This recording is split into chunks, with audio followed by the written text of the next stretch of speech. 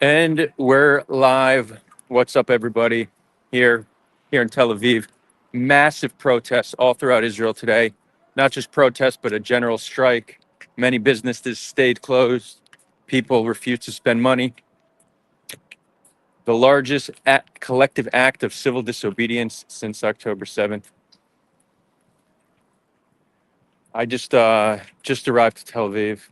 I'm on my way. Maybe you could hear the drums in the background, but it's been a long day, yet the night is still young. It's going to be a pretty wild. Traffic will be shut down. Things will be lit on fire. I did promise my mom that I won't get hurt this time, so I'll probably need to take it a little easier and not put myself in danger. Honestly, I'm not even fully healed. It still kind of hurts when I swallow from the cop choking me. I have to go back to the police this week for getting detained near the Gaza border. Which I'm super okay with all that cost, but it's more so for my mom, you know? Like, Adar, please don't. And mom, if you're watching this, Ema, I love you. So I will do my best to stay out of trouble. But, sometimes it's hard. Sometimes the energy gets to you, But I did realize watching the live stream back last week that it's much harder to film things when you're getting beaten up. So I guess the benefit of me staying out of trouble is I'm going to be able to get some better footage and provide for the viewers a better viewing experience of what's going on. Yeah, so that's where we're at. I'll probably stay out of trouble. Probably. As you can hear, it's getting louder. You can see everybody's walking.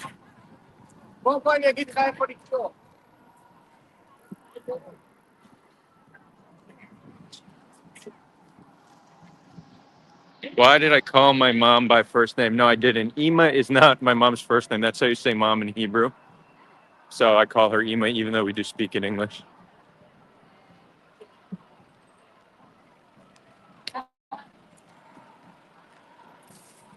Did somebody drive me to Tel Aviv? Well, speaking of Ema, yeah, my mom also came down to Tel Aviv today for some other unrelated business. I got to ride down with her. All right, we're getting there.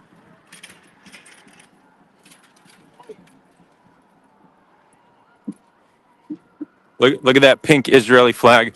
So you'll see a lot of Israeli flags, and this is people saying this is not an anti-Israel movement. This is a pro-Israel movement. The government is anti-Israel. That's one of the core messages of many people in this protest. They're trying to show that we are in fact patriots, right? That's what they're saying with the flags.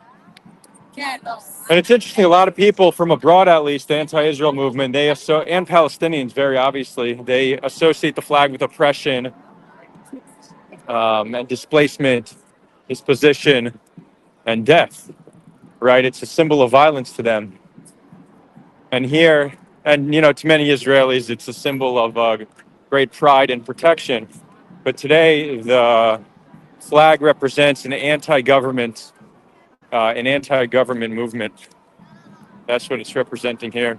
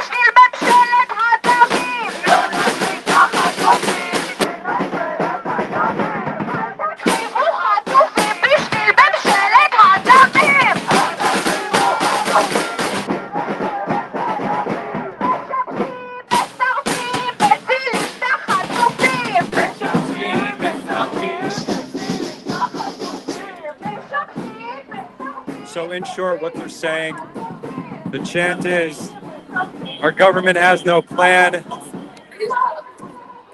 I forgot the chant. The government has no plan, only destruction, death and destruction. Government of blood is what they refer to them as.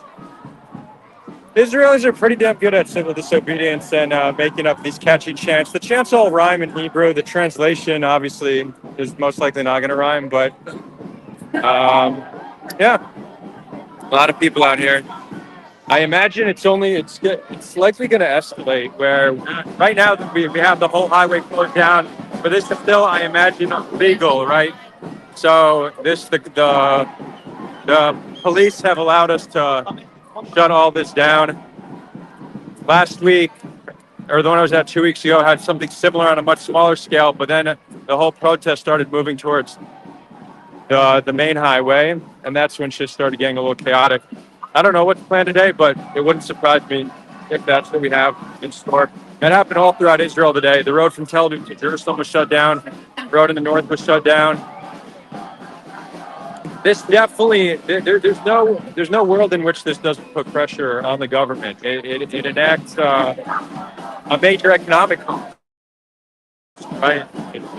This is real pressure. Can we sustain this day after day?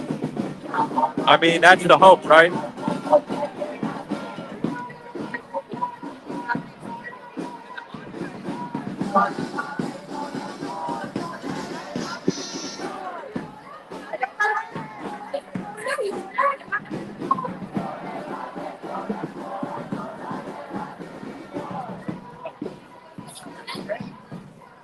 Oh, also, I ordered a stabilizer, so future live streams when I'm out and about, I'll be able to have a better, it'll just be more stable, so stay tuned for that.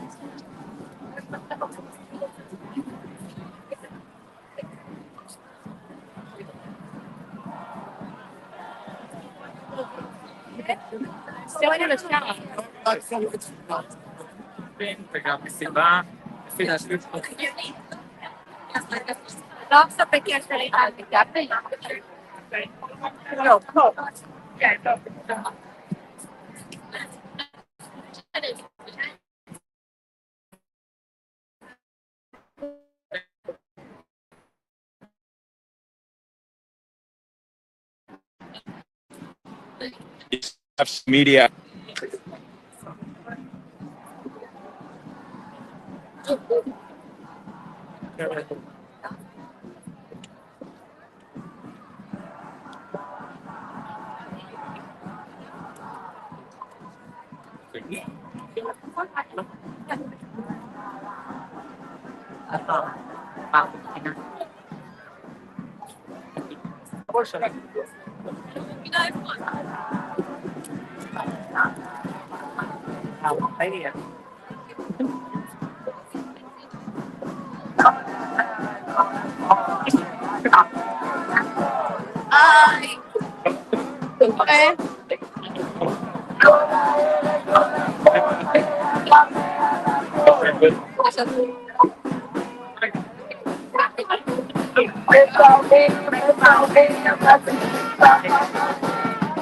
I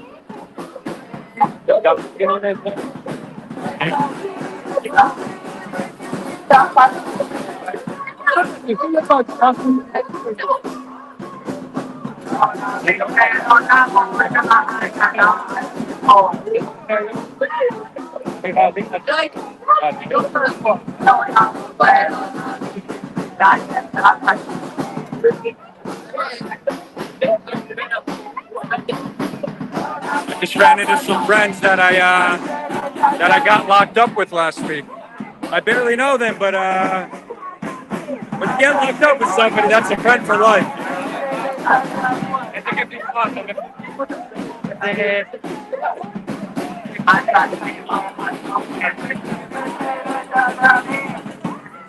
Is someone really filming with the potato?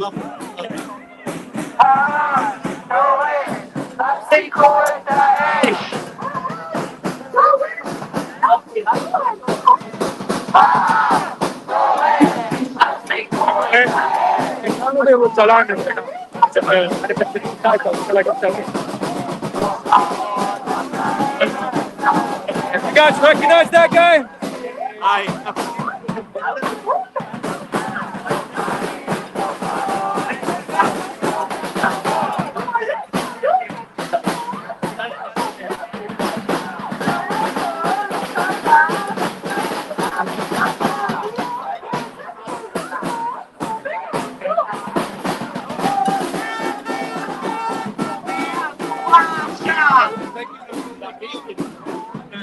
That's Ayalon, yeah, Lonely Green. Definitely one of the most prominent activists today. I hope he goes into politics. Starting to get recognized in the Israeli mainstream as well. He's getting more media appearances. He's also sharp. Yeah, he's sharp. He speaks well. So hopefully, he's the next generation of politicians working to change the system.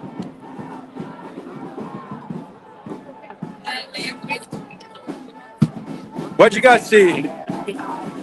You saw somebody filming with a potato? Interesting. Interesting.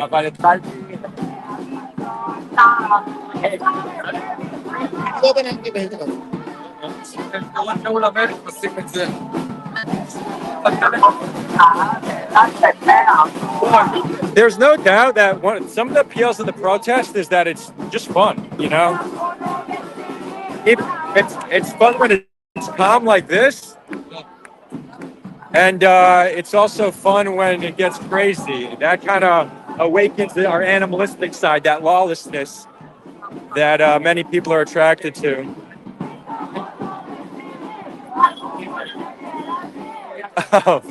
Oh, is the quality really bad? For me, it's crystal clear. What you guys are seeing is all connected to the internet connection. So I'm sorry. I don't even have a good solution. I really don't. Navad Nomad saying I think there are.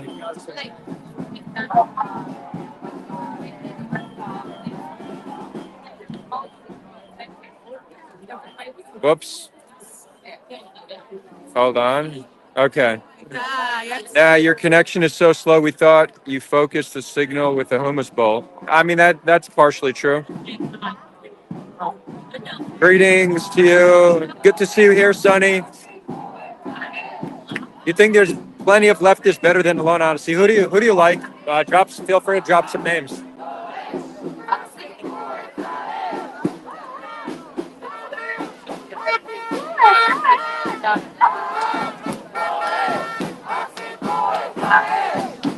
The march is continuing, so this is probably where it escalates.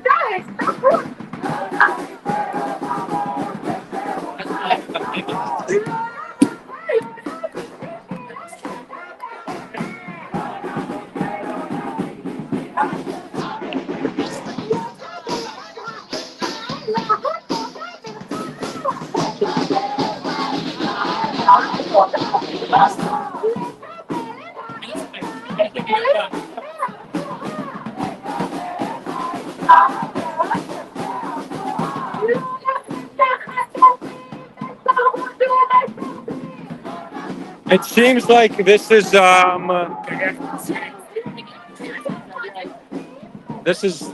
seems like they're marching now to crossed the boundary of what was defined as a legal protest,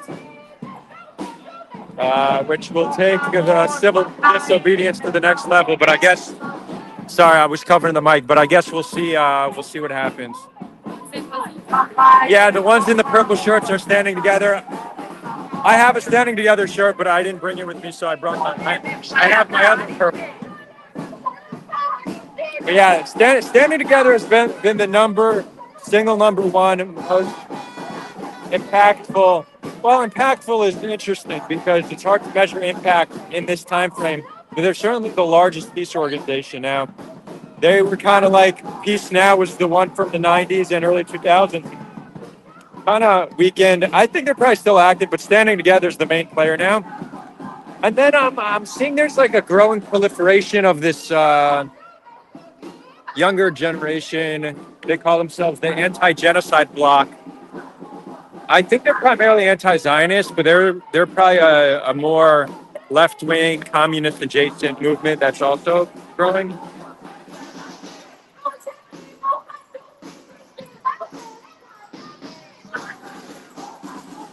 Like the people I got arrested with the other day were of the anti-genocide bloc. They were all of that camp.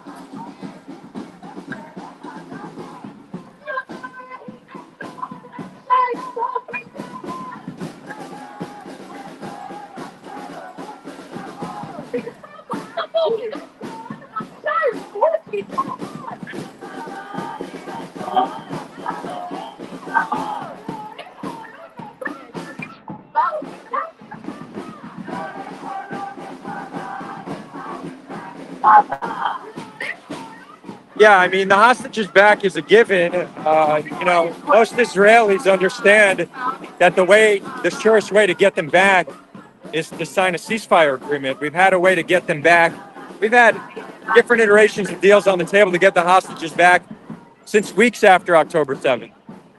So there are some that are primarily motivated by, let's get them back by any means necessary. But there's a growing movement that are also saying, end the bloodshed, end the starvation. This is unacceptable. Standing Together focuses on both, but they're definitely heavy focus on the humanitarian crisis and the human rights abuses. What's interesting is you still have this very large segment of pro-Israel supporters from abroad that are saying that actually believe that the reason we're still in Gaza is to get them back. When in reality, the reason we don't have them back is because we're still in Gaza. There's just such deep misinformation that, 22 months in and the basic facts people still don't have.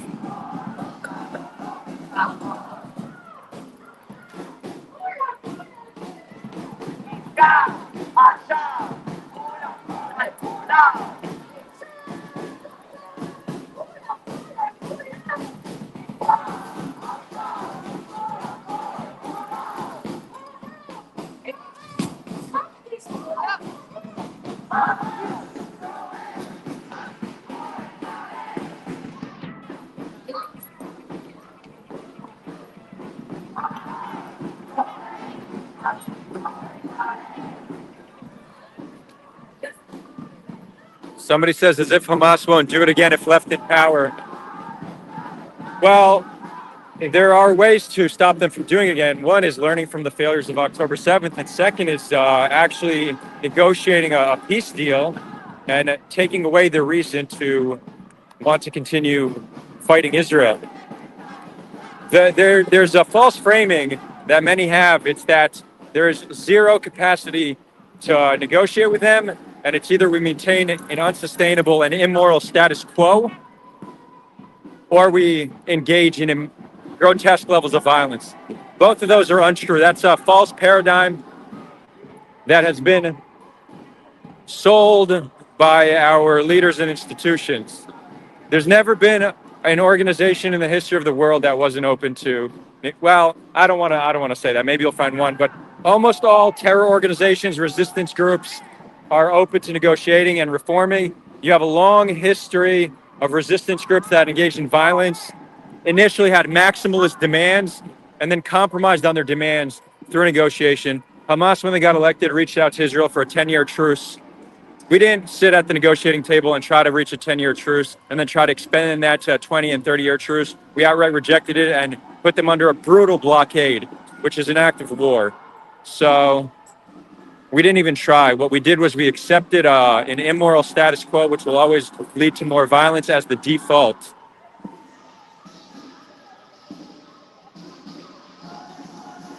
Now, you see, Ellen, you said dumb liberals, but you're misinformed.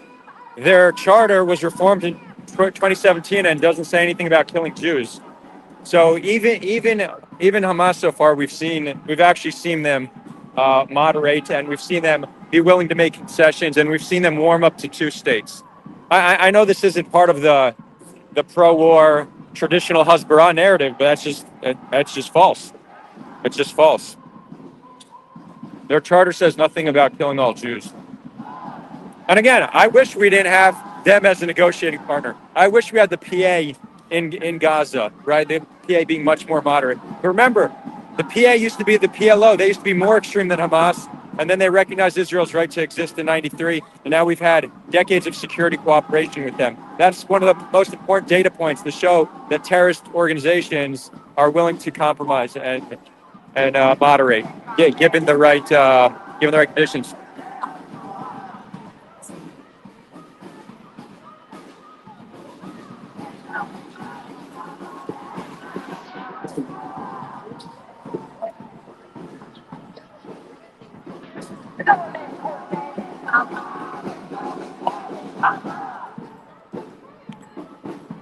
Yeah, Fahed, I've seen the polls. It shows that they're under 10% support, but they still have, I don't want to say a monopoly of violence, but they're the most powerful and best organized group there.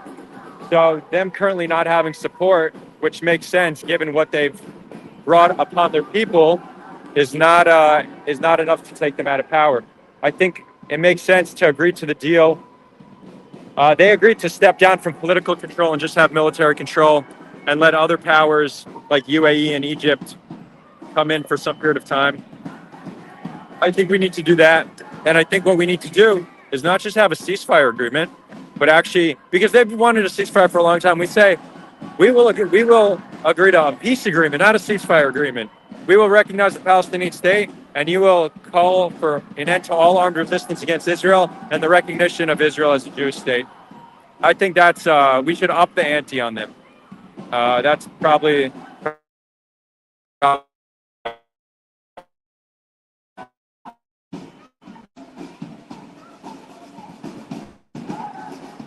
Yuvi, you're wrong. You're wrong. Their charter doesn't call for the killing of all Jews. I months ago I did a full review of the charter. On a live stream, I read the direct translation of it. You're talking about their old charter. Their new charter says nothing about killing all Jews. It just doesn't. And even more so, in 2021, they did a conference about what happens once we liberate all the land. It was actually a conference.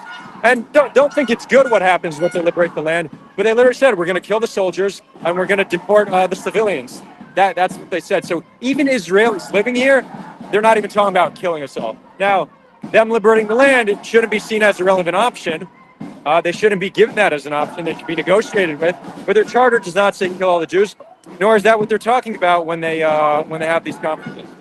And look, I have no love for them. I wish they would cease to exist. I wish we had a more moderate partner for peace. But I'm also living in reality. I'm recognizing that we don't get to choose our negotiating partner. We can't just remove somebody from power because we don't like them. So I'm trying to live in reality and work with what we have.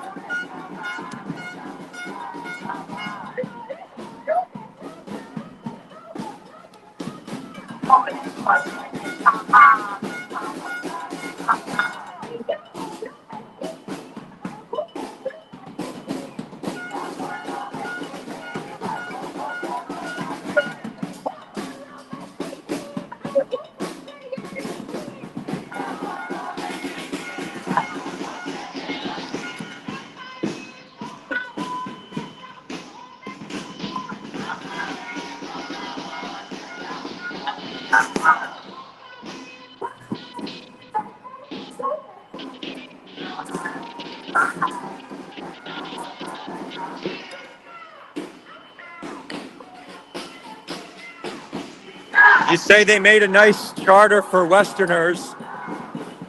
To some extent, yeah, they're looking for international legitimacy. And so that is actually an opportunity. That shows that they're willing to change for international legitimacy. So imagine if the world agrees to actually legitimize them for making certain concessions, calling for an end to violence against Israel, making concessions. Obviously, Israel will need to make concessions. There's nothing in it. Hamas's DNA. They're made of people. People change. People die, and then new people replace them. There's nothing about Hamas that's unchangeable. It's in every group, every person can be changed. And it's just a fundamental truth about humanity. And we have countless data points. You have at least a dozen different resistance groups that became legitimate governments, and who initially had maximalist demands, and once some and made major concessions. Countless examples. There's no reason to think Hamas is different. Look, they took semi trucks to block the street.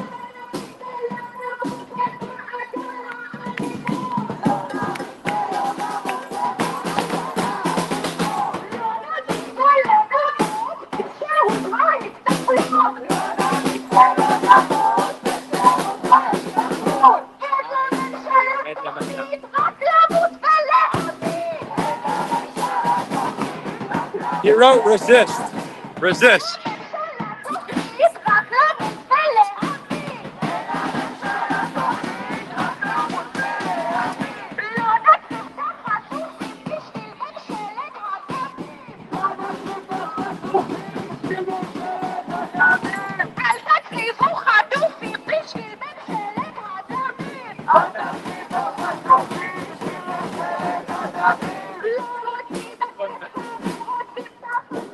I wonder if I could walk on this thing.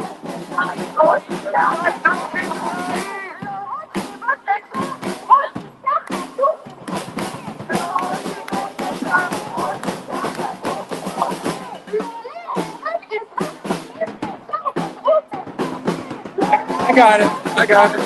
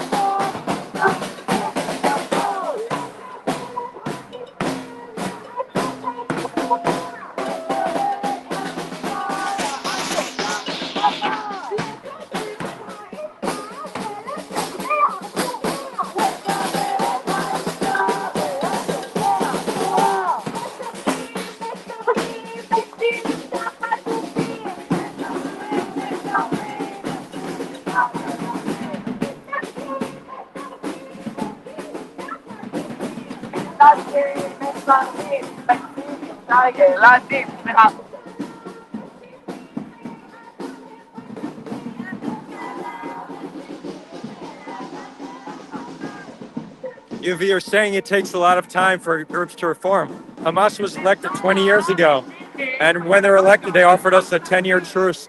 And some of their leaders said they're willing to extend it to a 20 and even 50-year truce. They were making demands that we wouldn't agree to, but you often come with extreme demands in order to meet in the middle. That's just basic negotiation. And we didn't even do that. We didn't even try. So yeah, we could have had 2 decades of attempted peace building with them. Instead, we put a blockade on them and maintain an unsustainable status quo. It's very obviously a mistake.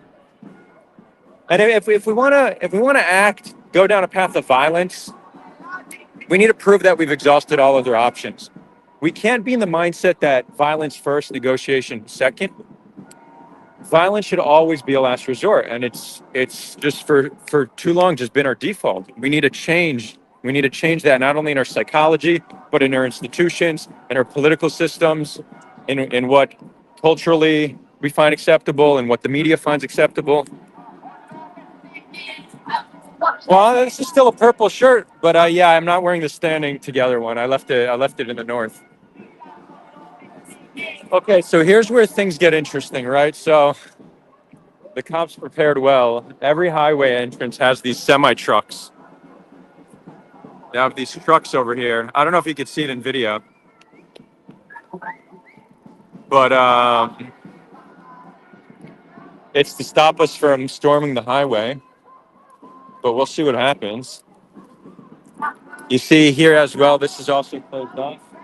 Interesting. So I wonder what they're gonna do. I mean, Standing Together has been escalating shit. They're the ones who stormed the stage at a reality TV show finale last week, or 2 weeks ago. And this past week, they stormed the airport and spilled flour everywhere. Pretty wild. So Standing Together is known to take risks and escalate shit.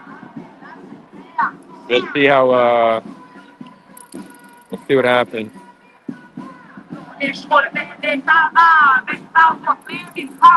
Uriah says, "What are you protesting? We're protesting for an end to the bloodshed in Gaza and a return of the hostages."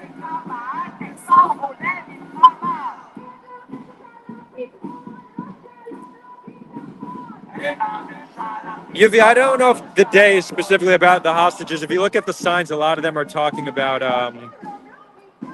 also about just the humanitarian crisis in Gaza. But it's true that that has the most wide scale appeal, right? Nothing has more wide scale appeal than speaking Israelis about their own. But look, for example, you see it says "Stop the Genocide."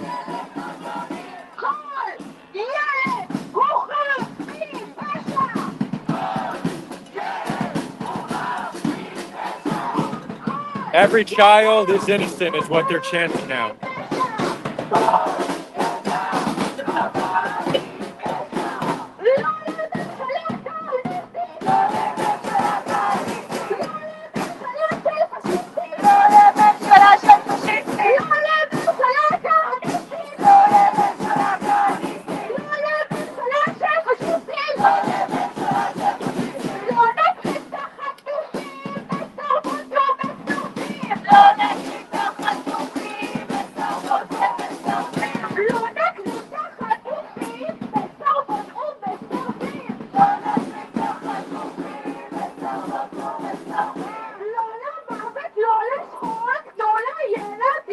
You say, Ariane, you said, I saw a sign, stop genocide in Gaza and give Hamas what they want.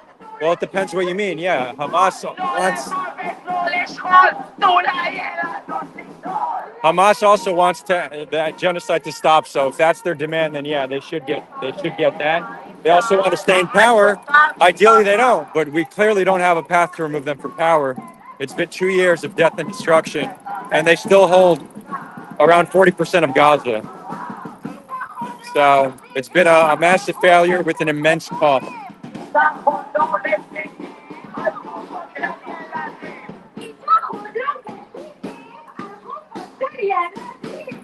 So one of the best things we could come to understand is not only they're not always the military solution to our problems, but often a military solution is not the best solution.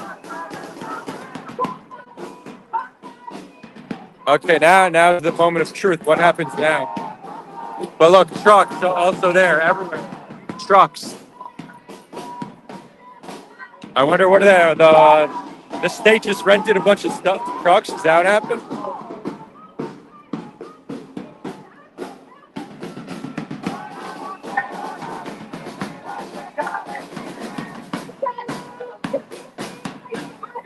See, that person has a sign saying love and not starvation. Which in Hebrew rhymes. Ahava velo halava. Doesn't sound as good in English.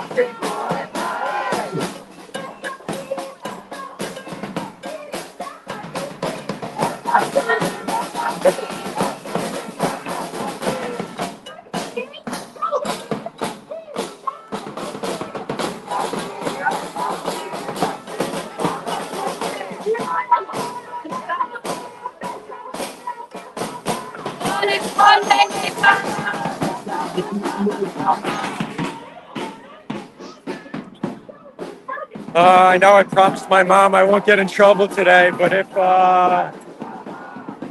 if shit escalates from here, it's gonna be hard for me to not be on the front lines. So we'll see. Maybe I'll be on the front lines, just not as front as last time. I think that's a good compromise.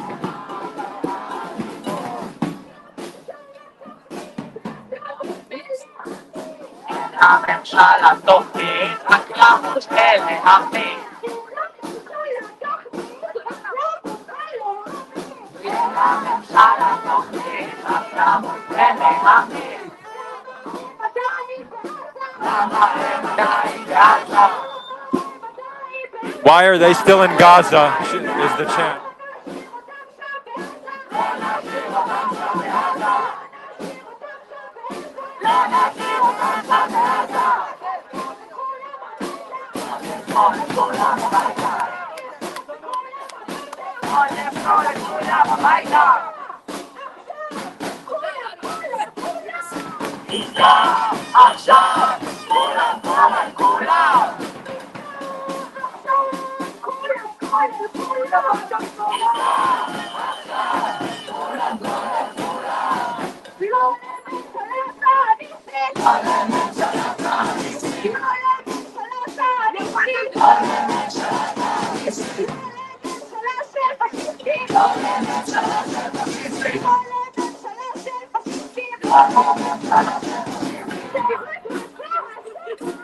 Well, UV actually last week I got water cannon, but I had a direct hit from a water cannon, but it wasn't the stinky stuff. So I don't know if that's what they're using here in Tel Aviv.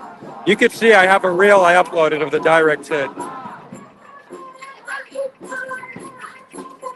So social surrealists is saying I wish they would be advocating for a speedy and humanitarian regime change, but that's not. But like how you generally protest your own government, right? So you protest your government to stop doing something or to start doing something. What can Israel do for a speedy humanitarian regime change in Gaza?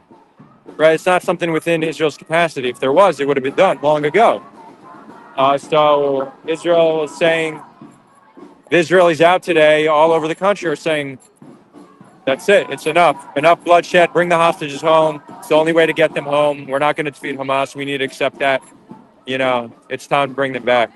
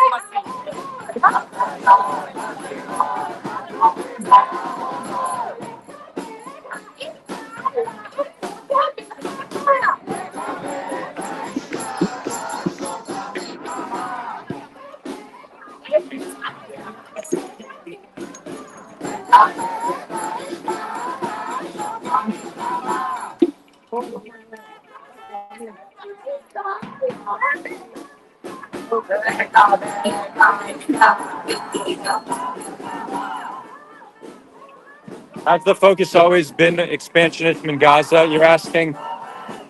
No.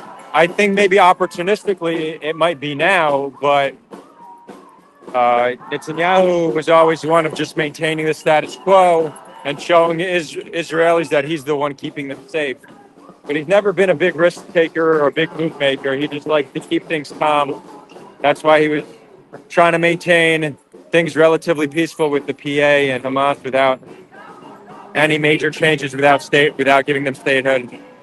Now, once after October 7th, he's saying how can he correct his legacy? And the surest way to do it is to remove Hamas from power. Um, Another success would be having Gazans leave and having that be Israeli territory. But his goal was not expansionism. It's now just after October 7th, what are his best options? And removing Hamas from power would be the main one. But he has members of his coalition who would love to expand, and he needs them to keep his coalition intact. So he's being certainly pulled by expansionists who would love to resettle Gaza.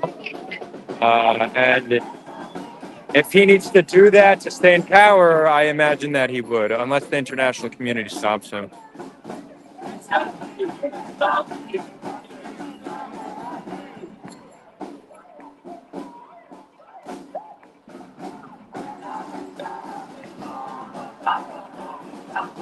I mean, Yuvi, you're saying you don't think expansionism is part of it, but I mean, they're literally doing protests to resettle Gaza.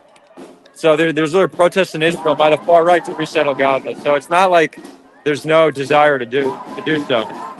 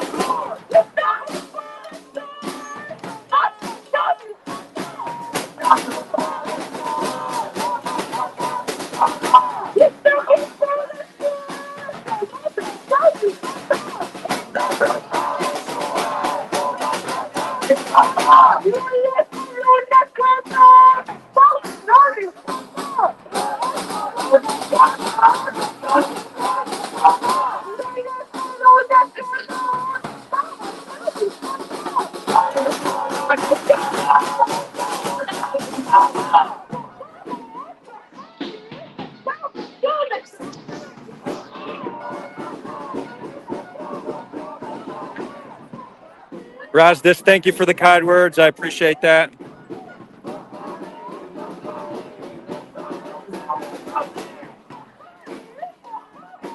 Oops.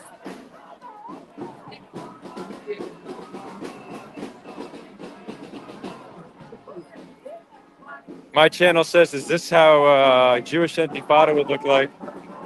I guess it depends who's running the Intifada. You probably have, well, first of all, you had like a Black Panthers movement in the 70s, which was Moroccan and Yemenite Jews that engaged in some civil disobedience.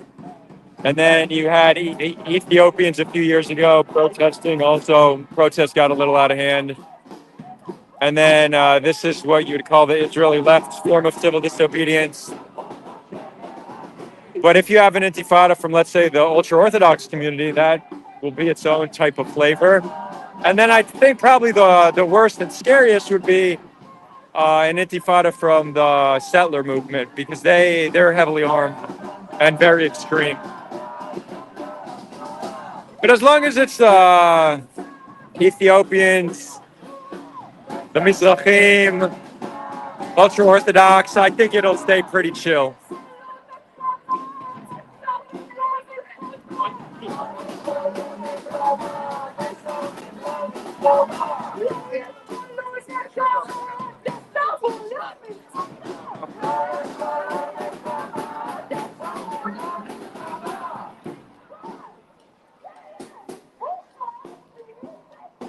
So the woman who was, there was the woman who was speaking in the megaphone earlier. I see she took a break. to smoke a cigarette. I kind of want to talk to her and see if she wants to say some words on camera. We'll see. היית אחלה. אני עושה שידור חי, את רוצה להגיד כמה מילים? אין אותי, בסדר. הכל טוב. מה השם שלך? איך? רונה? הדר, נעים מאוד. כל הכבוד.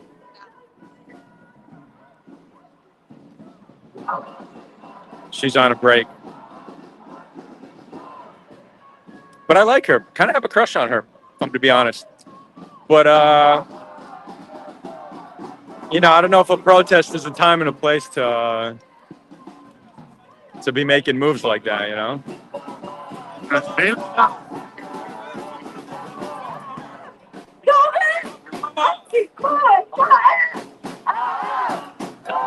Okay, it's happening.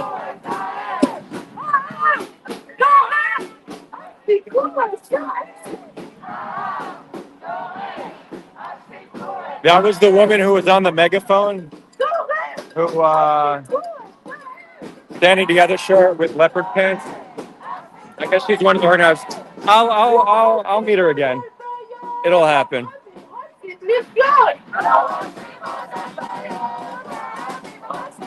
And now she's taking a break, you know. You got new blood in there, you know.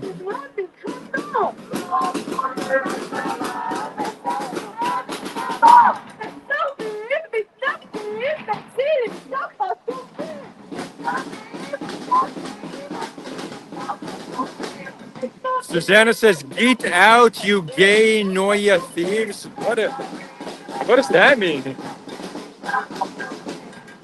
My channel says, "Don't you already have a girlfriend?" No, why? Did I? Where'd you get that? Where'd you get that impression from? Lul says I should go for it, huh? We'll see. When I approached her, she wasn't in the most inviting energy. She's like, "Oh, I'm taking a break." She was smoking a cigarette, answering messages. So you got to read the room sometimes, you know?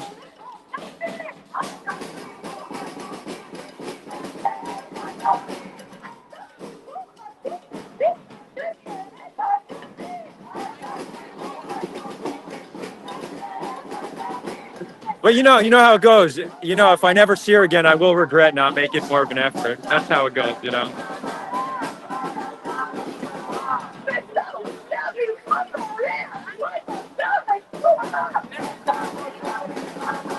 Look, now we're approaching the trucks.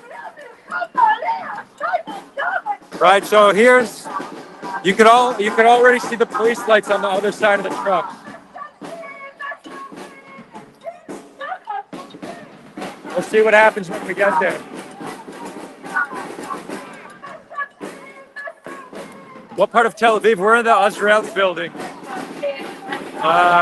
which is central Tel Aviv. Like you see that blue tower behind me? That's the Kiryat. That's the military central headquarters. That's the blue tower behind me. Okay, let's see what happens here.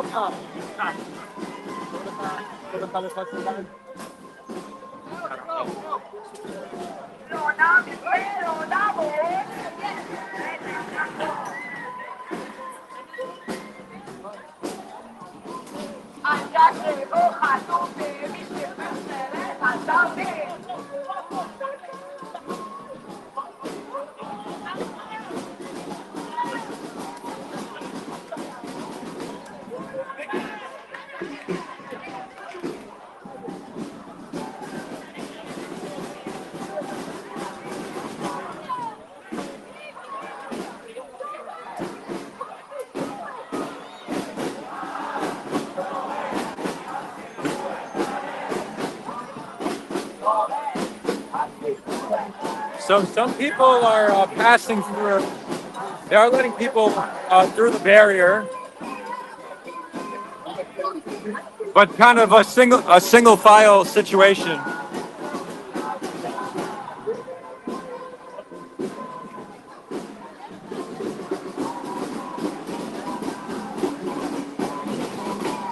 Nemo!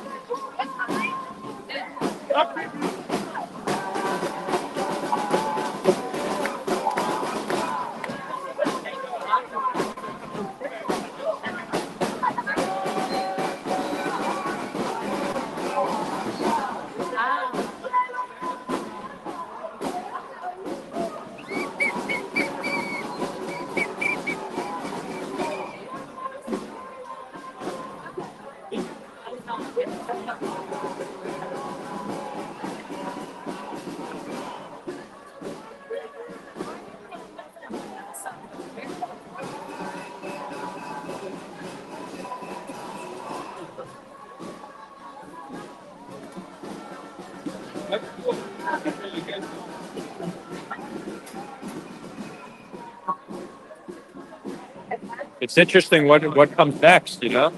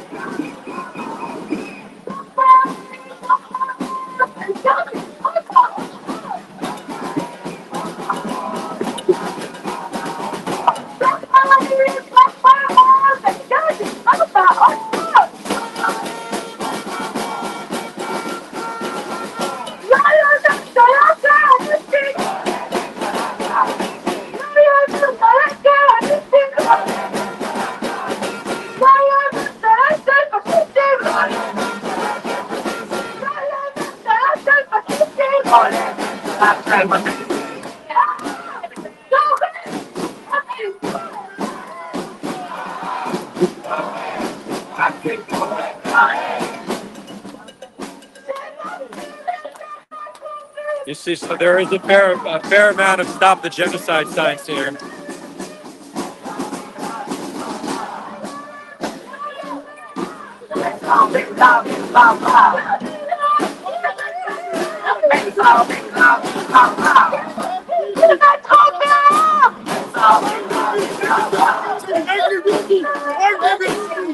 I mean, they're coming up. רק ביבי! ביבי לשלטון! רק ביבי! רק ביבי!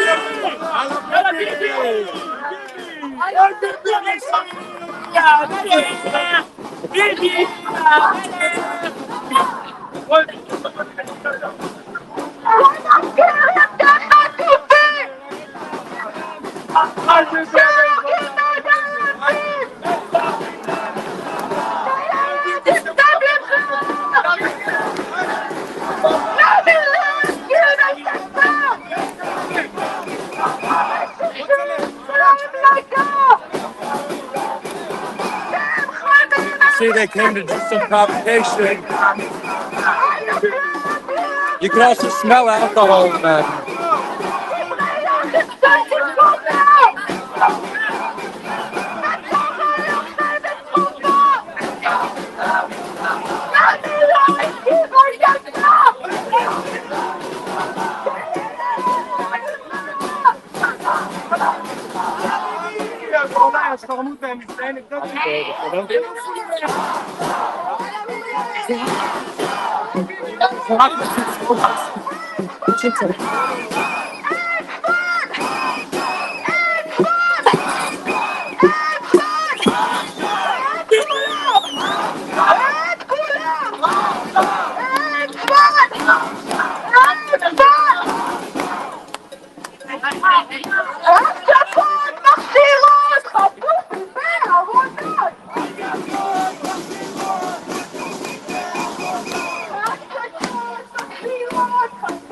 Fahad, you're saying he looks more, that thug looks more Arab than you do.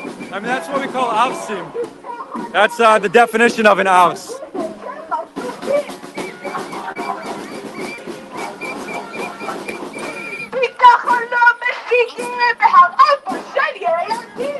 ביטחון לא משיגים ואהבה של ילדים.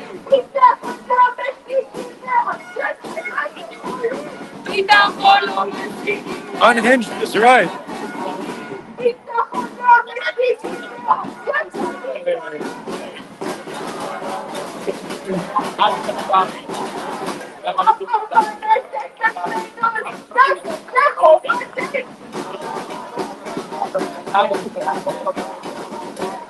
רק ביבי המסלט! רק ביבי!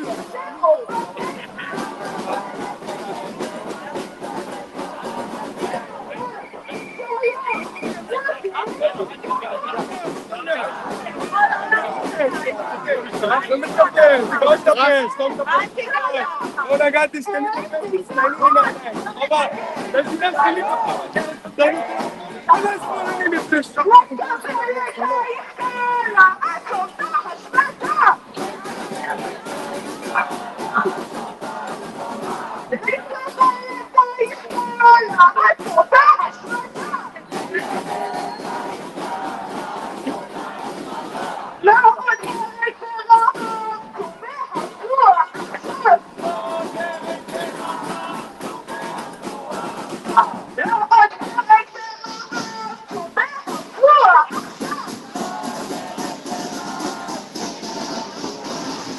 You're saying try not to punch him.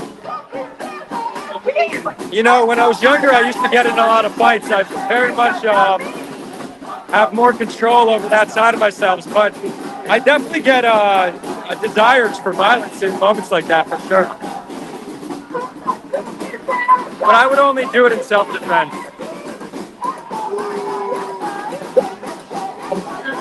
But what's interesting is he came in my face. That sounds wrong. He came up to my face real close, and I just stared him down, and now he's avoiding me. So I'm not a scary guy, but I think I got the message. Oh, they're back. רק ביבי! רק ביבי! רק ביבי המסלט! תשרפו אותו!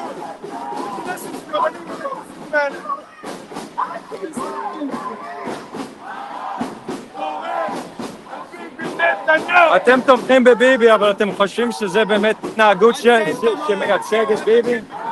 לא, באמת.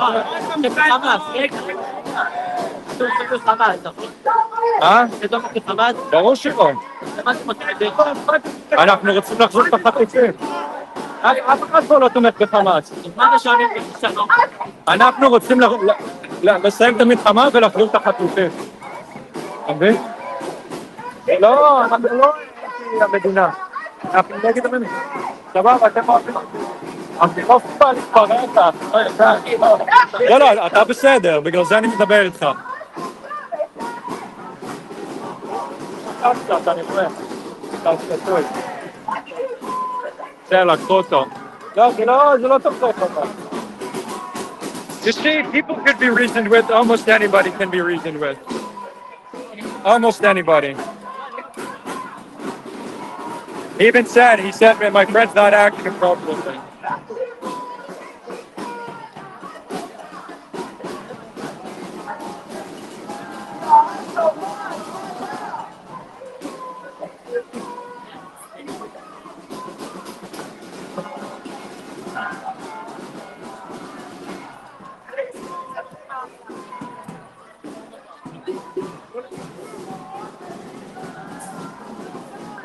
He said something interesting. He said, but you guys all support Hamas, right? I'm like, what?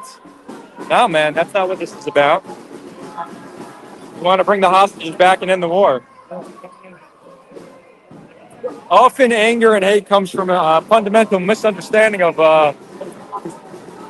those in opposition to you, or those who you believe are in opposition to you. I told him, look, we're against the government. Then most people are not anti-Israel. They're anti the government. And it's okay, you support the government, but that's no reason to act that way. And he said, yeah, you're right. So, but that one is the reasonable one. His friend was drunk, and I don't know if he can be reasoned with. But I kind of want to find him and give it a shot, you know?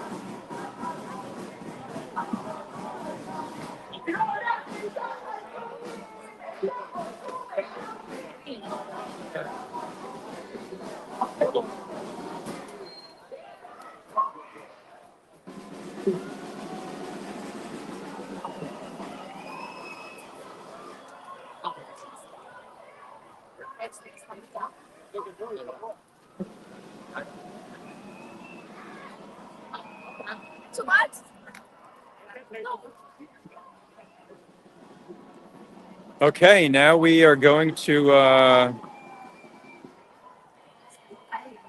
Yeah, Lama, that's a good question. Ask him what logic uh, got him to assume we support Hamas. He's like, well, you're saying we should end the war. That's what he said. But so that's an interesting jump in conclusion. I'll try to find him again.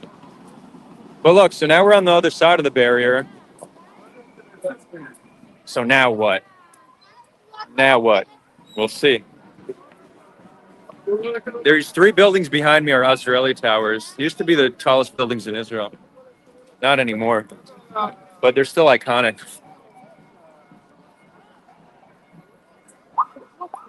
Okay.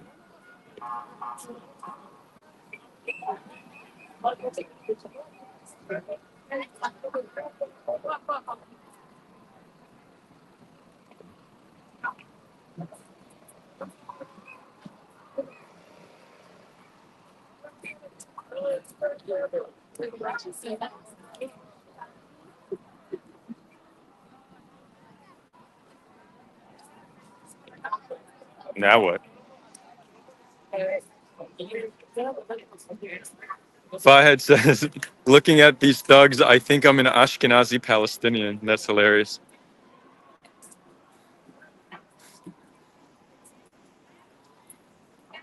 Yeah, that's true, Shacha. That's a good point. That Ben Gvir, who's Ashkenazi, was like that when he was 15 and they didn't recruit him to the army.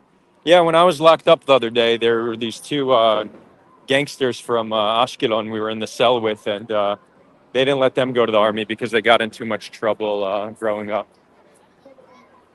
I guess there's some people you just don't want to trust with a gun or other things. Wait, taking. Why is everyone going to the train? But oh, maybe a lot of people are leaving now. Interesting. I guess I'll wait and see. I've been anticipating storming the highway, but if that's not what's on the agenda for tonight, I guess that's not what we're doing.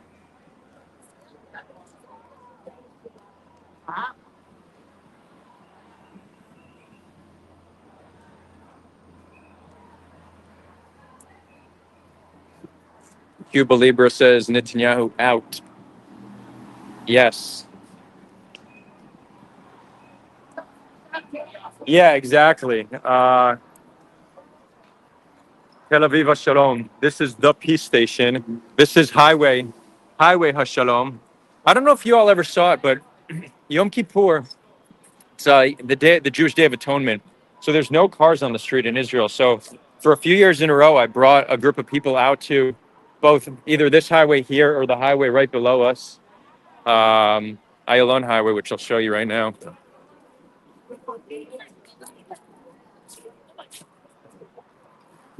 And we lie on the street and spell peace. It went viral back in the Facebook days. As of the past few years, I haven't been in Israel for Yom Kippur, but I think this year I'll do something. It's in a month or two. I just don't know what to write. I don't want to write peace. I want to write something related to. Well, hopefully the war's over by then. But I'd be down to write something either bring them home, which would get more mainstream attention within Israel. But if we do something a little bolder, saying end the genocide, then that would be globally viral. But also, it'd be interesting how people would react to doing that. Although I could rally a crew for both, honestly. Bring them home would be easy to rally a crew, but even there'd be enough people who would be willing to spell out end the genocide. So you just lie and you spell it. Or maybe end the bloodshed would be less triggering to some people. Well, look, hopefully it doesn't come to that and we can just write peace, right? That would be best case scenario. But if not, we'll get a group out here. Get a group out here, get a drone. Fuck shit up, you know? How many times a week do you go out to a protest? Well, so my first 4 months since being back, I didn't go to any. I was just in the north. I've been traveling so much, so I just decided to like relax, take it easy, and then as of the past month,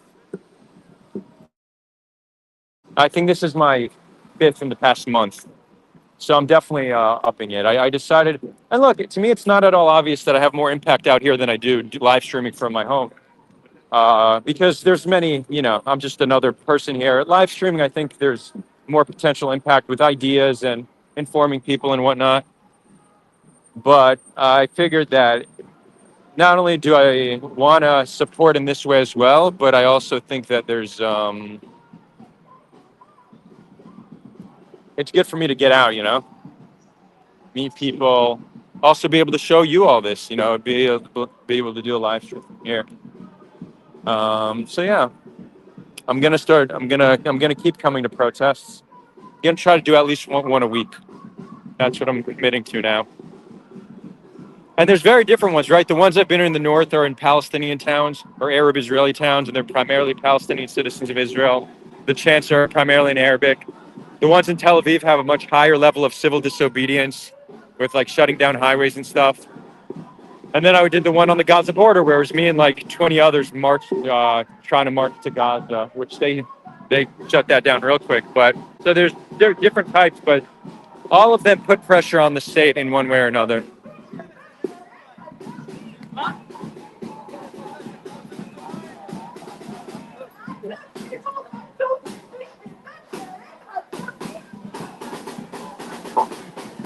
Oh, how did I get on? I'm on the wrong side of the barrier. Interesting. Look, everyone's on that side of the barrier. Oh, I'm not alone.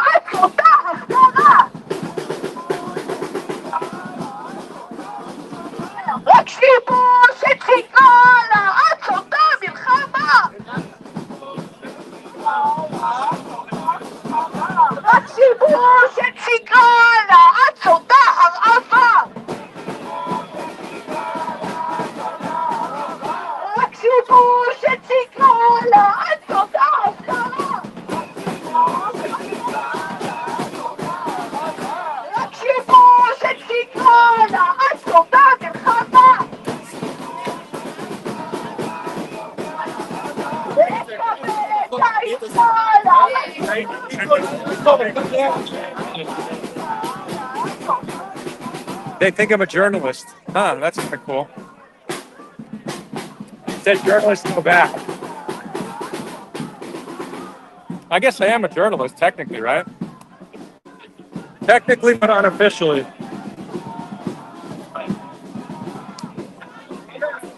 Maybe that's the benefit of not wearing the Standing Together shirt, that I was able to just get here without raising suspicion. I really stumbled upon this side of the fence accidentally, but cool.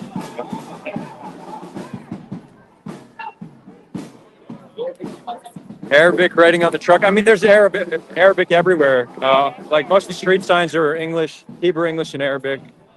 So that shouldn't be surprising, right? Like, look at that horsey. Horses are beautiful and innocent, and here they're being used to support oppression.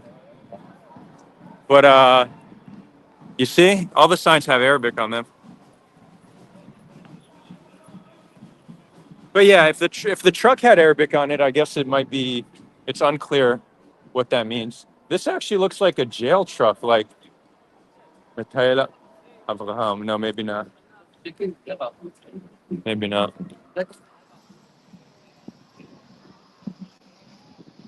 Yeah, Donna Purser. Bibi was born in Israel, you know? Well, Jerusalem. You could say he was born in Palestine, but he wasn't born in he wasn't born in Poland. Nor is mass displacement necessary to solve conflicts. That's just unnecessarily aggressive. You can solve conflicts without displacing people, generally speaking. Those who think displacement is necessary are similar to those who think violence is necessary. All right, so everyone left here, this border, and maybe it looks like they're going to the others. They're going to the other side now.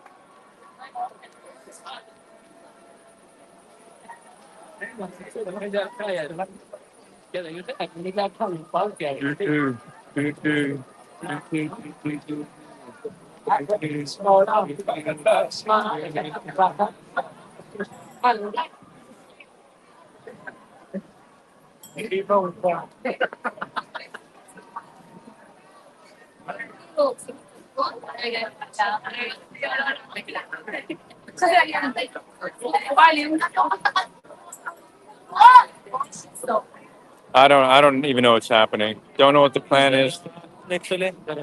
Don't know what's going on. But I guess we'll wait and see.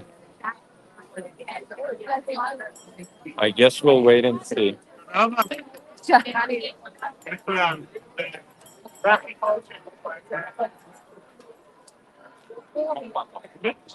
Let's see what we have happening in the comments.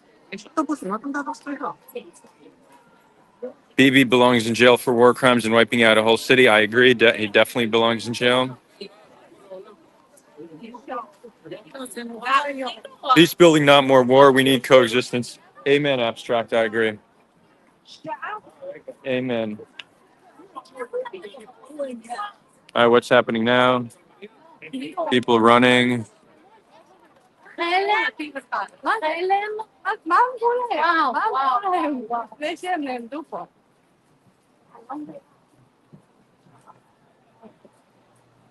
Here's the water cannon. That was probably the highlight of the last protest, that direct hit. Although it could have, like, if it hit me right in the eye, it probably would have fucked me up. So I guess I got somewhat lucky. We'll try to get a wave at him. There we go. We got a wave at him.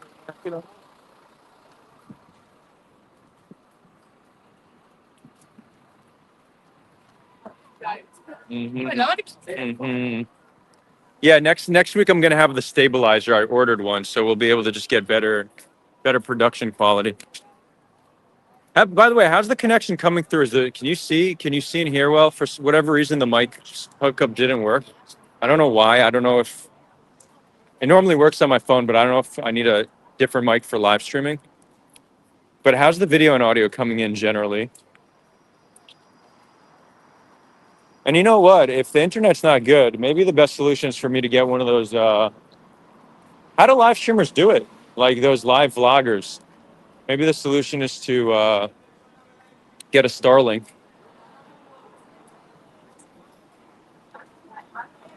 You see, everybody's going in the train. Why though? Are they going on the train tracks? Are they catching trains? Like what?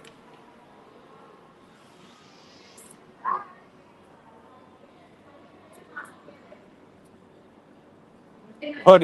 What is going on? I think maybe everyone's leaving, but look how many people are waiting for the train. This is crazy.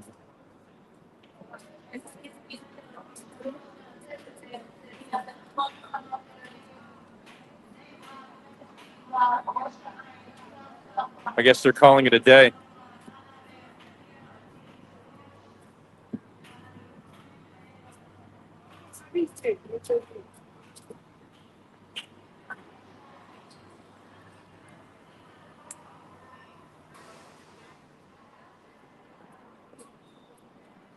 Oh, it looks like the highway down here is. Let's see. Connection very good today. Audio perfect. Video shaky but decent. Okay. Cool. Thanks, Lama. Well, we will correct the video, but when we get the stabilizer.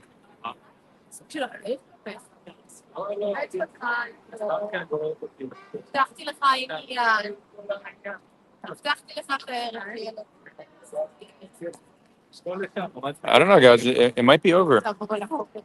Seems like people are going home. I guess we'll see. We'll do one more loop back and we'll see what's going on. And I mean, it's been a long day, right? Since the morning, there's been different acts of civil disobedience. So makes sense that people might want to wrap it up.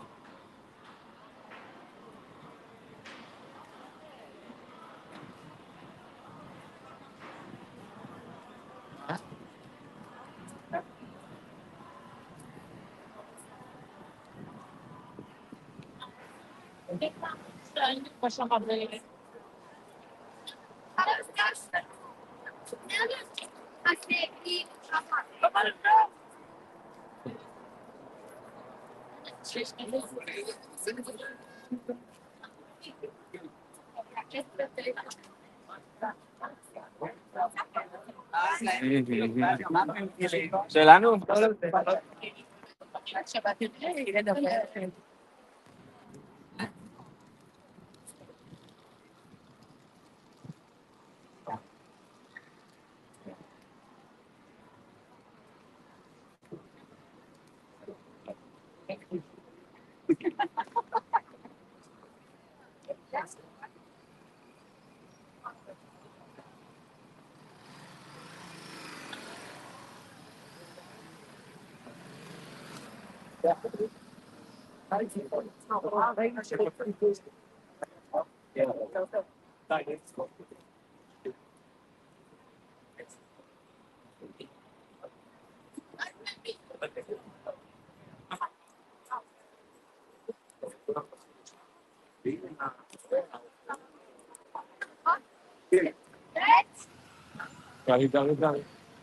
מה זה מה שאתם צועקים עכשיו?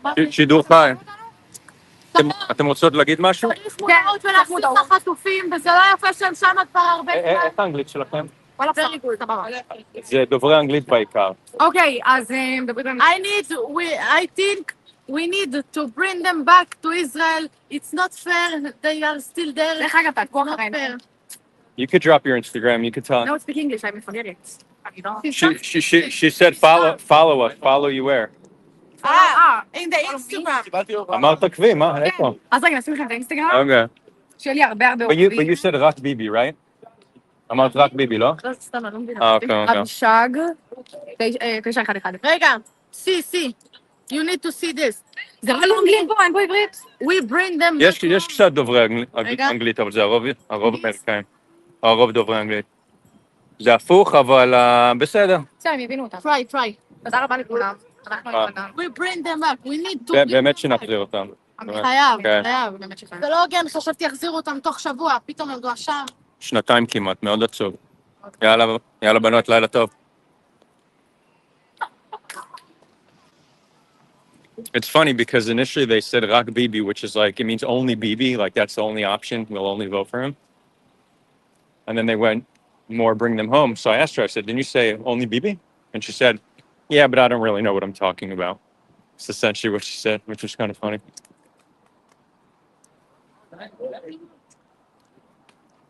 That's the world we're living in. You get a few minutes to speak on live stream and you drop your IG, huh?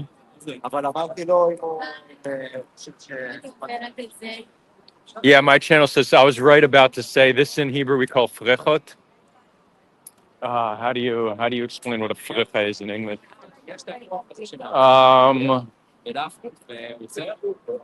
Fuck. Like in ours would be equivalent to in America we have Guidos. So in ours is like a Guido, just not Italian. And if you don't know what a Guido is, maybe if you're British equivalent to a chav, that would be an ours. A frecha is almost like a female version of that, I guess. Shachar, are you making fun of me that I said yalla banot? I mean, that's how they talk, right? That's called. Oh,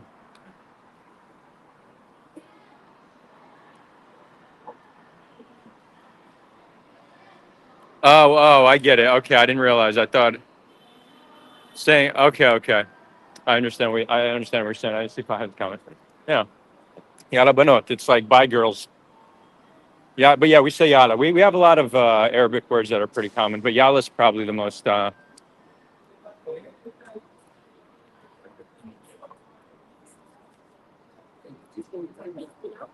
Probably the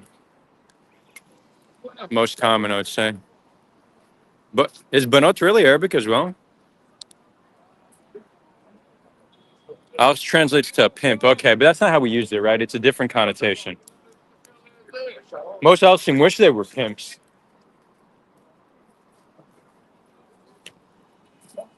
Alan, right? That's true. Alan. Banat is girls. Okay. But can you say, but like, you could say banot, they're not girls, they're women technically, right? But even in English, you could say girls if you're speaking about women. Would that work in Arabic as well? Can you say banat if it's like, if it's women? It's almost slang, right? But does that work? Banat, yeah. But banot doesn't come from Arabic. I think they both come from Aramaic. Both banat and banot. That's probably more likely. But most our curse words are Arabic. Like we say sharmuta, you know? Actually, what other ones? What other curse words do we take from Arabic? I don't know. Maybe that's it. Banat is Abu al Banat for both. Okay. Yeah. Okay.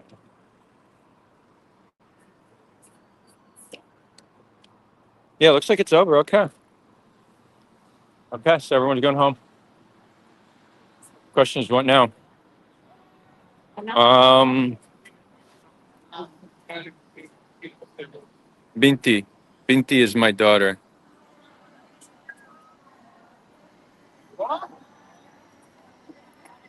Bat Shali, Bati.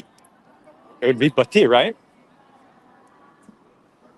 Although people don't speak that way anymore in Hebrew.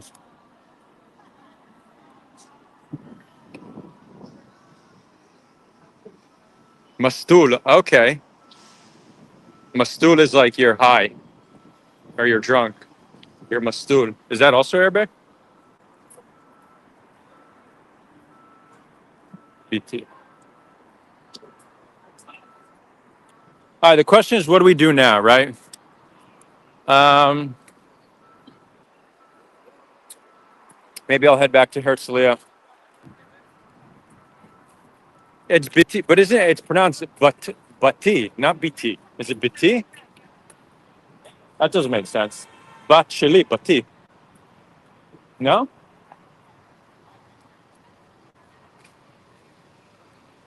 Fuck the police. Just kidding, guys. I'm playing. I actually don't have anything against the cops. Well, it depends what the cops are doing, you know. If they're upholding an oppressive system, then it's our duty to fight them. But everyone just needs to make a living. Everyone's just trying to provide for their family. But if they're the protectors of an oppressive system, then we're just on opposing sides, and we'll need to fight it out, you know. But it's nothing personal. That's just the game. It's just the game we play.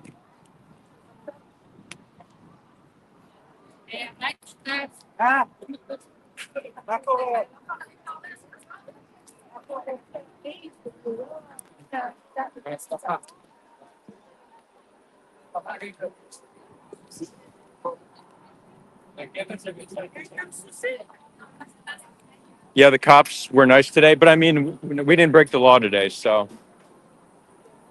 they're generally not dicks if you just work within what is allowed. Last week, that's not what happened, right? Oh, but I see it's still ongoing. So, I guess it's not over. Okay. Interesting. Let's see. I like how we took a little break, met some frechot, and had a little Hebrew-Arabic exchange. Now let's see what else we got going on.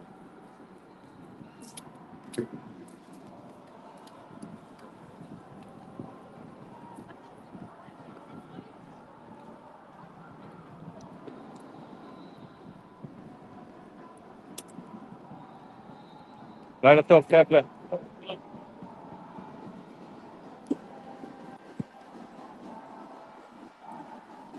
Where did these people come from? Is this a whole different organization? Where did they all come from? It's like the other one was standing together. Standing together seems to. I don't see purple shirts anymore. But now this one's even bigger. Interesting. Just when I thought things might be over, it looks like they're just beginning. Hold on, let's see how we are on battery.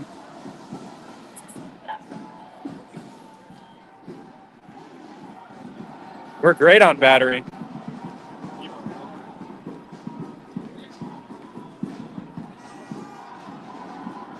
Hit the like, guys, so the stream shows up at other people's feed. Yeah, UV, great point. Like, share, subscribe.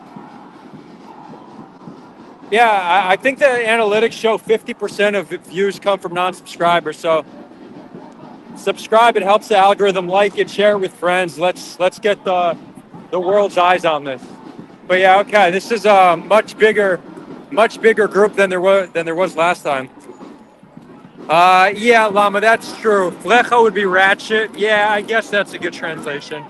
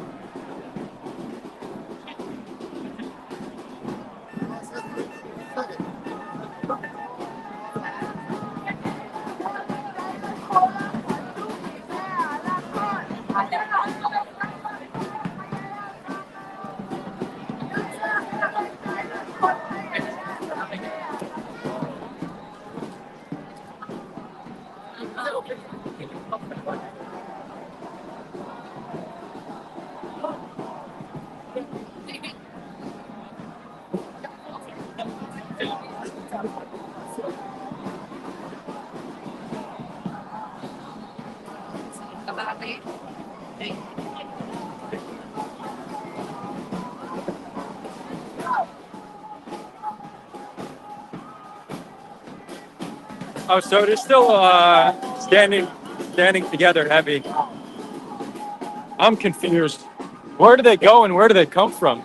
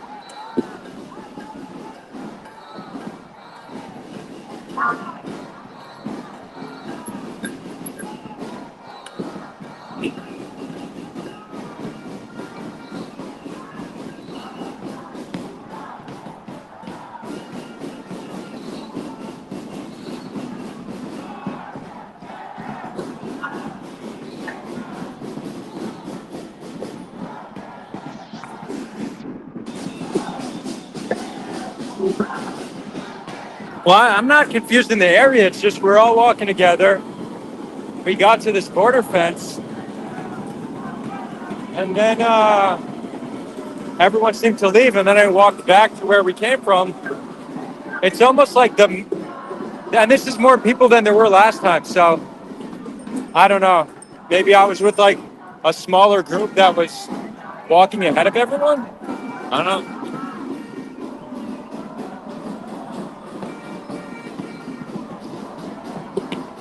This chant has a good tune.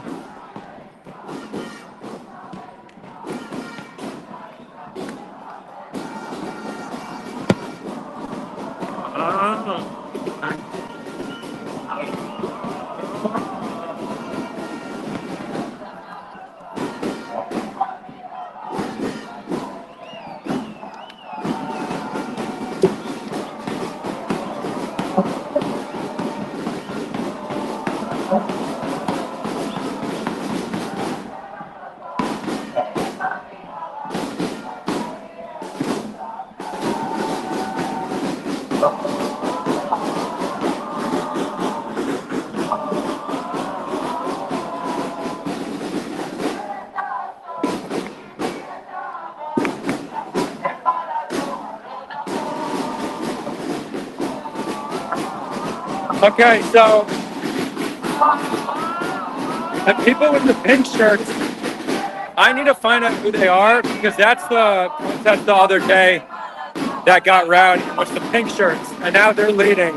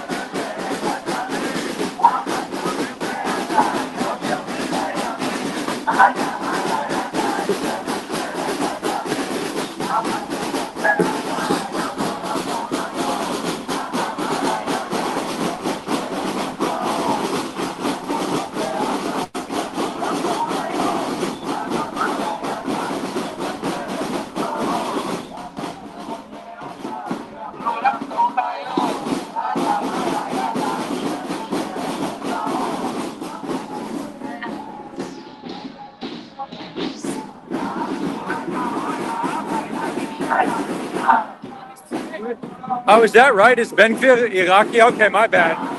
So I said he's Ashkenazi, but I was wrong. Okay. I don't know why I just assumed that. Maybe because he's part of the settler movement, and that's primarily Ashkenazim. And for those who can't guess on their own, Ashkenazi is Ashkenazi, but in Hebrew it's Ashkenazi. Maybe that's where that something came from. But okay, he's Iraqi. Okay. Seems like, no, I don't think it's pointless. Every act of civil disobedience puts pressure on the government, affects the economy. It's really all hands on deck. Everything we could do, international pressure, internal pressure, making it costly for the state to continue what they're doing. Reservists refusing to go in, 18-year-olds refusing to serve. All of that helps.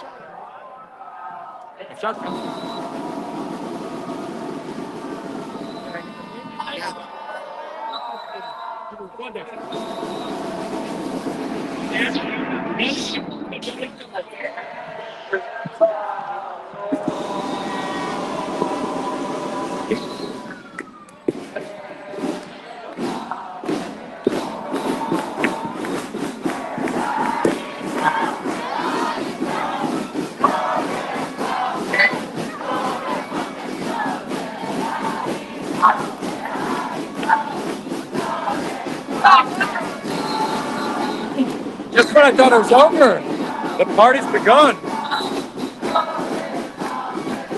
You see, that's why I need the stabilizer. A stabilizer. I can't dance without running the screen. But that's the sacrifice we'll make for the people, right?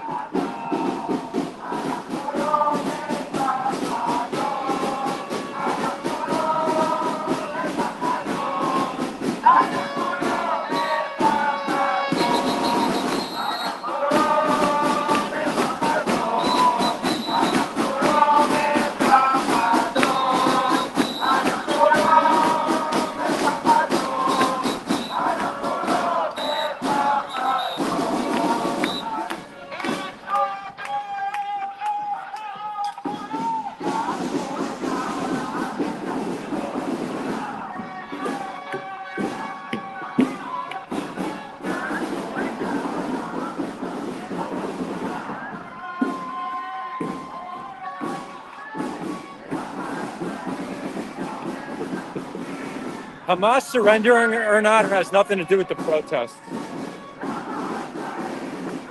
We Israelis, I can't speak for everybody, but we have an obligation to get our hostages back. And me individually and many others here want our government to stop spilling the blood of Gazan civilians. So you're looking at it the wrong way. If that somehow, based on your logic, helps Hamas, that's not our problem. Then Israel should stop killing civilians. It's signed a deal to get them back. Israel doesn't have any way to remove them from power. If they did, they would have done already. They would have done it already. We've spilled so much blood. Our hostages have been rotting in tunnels for 2 years now. The only way to get them back alive is with the ceasefire deal. So that's what probably the majority of Israelis today are saying. And Max Z says Gazan civilians in quotations. Yeah, so I mean you're no different from Hamas. That's just you look in the mirror, that's Hamas, that's you. If you think there's no civilians in Gaza.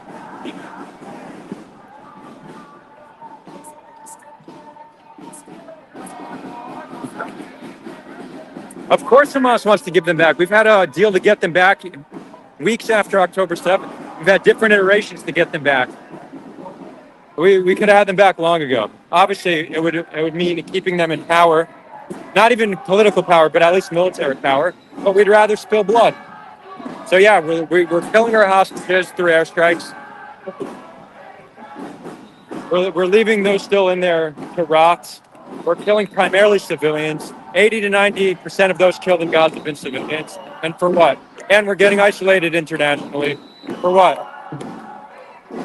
Not to mention the sacrifice of our own soldiers. Like, as much as we're hardwired to think this is the case, violence is often not the best solution. It's just not. My guys, you gotta evolve past that shit. That's some primitive thinking. It's 2025. It's not that there's never a need for violence in this world, but it's almost never the best solution, and it's never seen as the first option.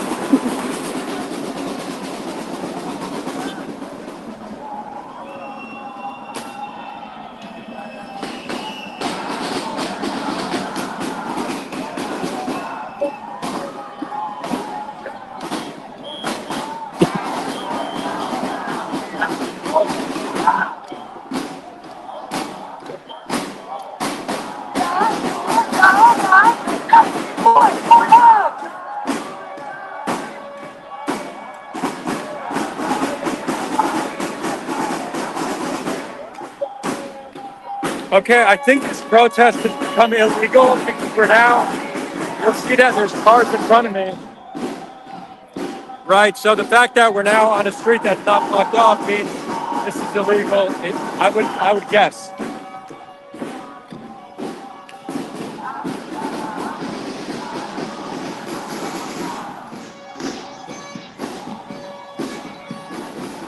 Most of the victims of October 7th would have been marching with you. That's true. In fact, you have kibbutz near Oz. Most of the kibbutz was killed. They came out to protest today. That's true.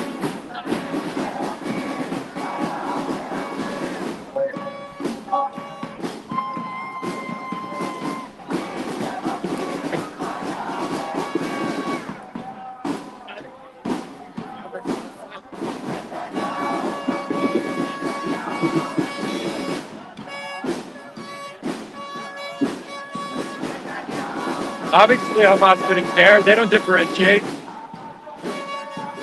They don't differentiate between a left winger or a right winger. That doesn't mean anything. You're not proving any point. That's like one of those Hasbara gotchas that just, so what?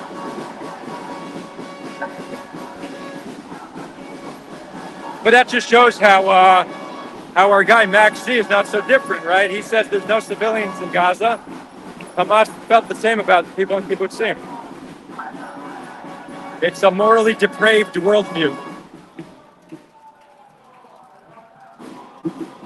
No, Ayalon, that's a straw man. I don't want to leave them in power. I just recognize what our viable options are, and don't think the cost we would need to pay is worth maybe potentially one day removing them. And I said this on October 10th even, that it would cost us tens of thousands of lives and the chance of us removing them is low. So no, ideally we remove them. I just don't see an obvious path to do so. And I am almost certain there's ways to negotiate them into moderating, as has been done with many other violent resistance groups in the past. There's nothing in Hamas's DNA that says they can't moderate. We've even seen signs of their moderation. So I just don't buy it. That's just the Israeli propaganda saying, no, it's either we remove them from power or we maintain this brutal status quo. I don't accept it.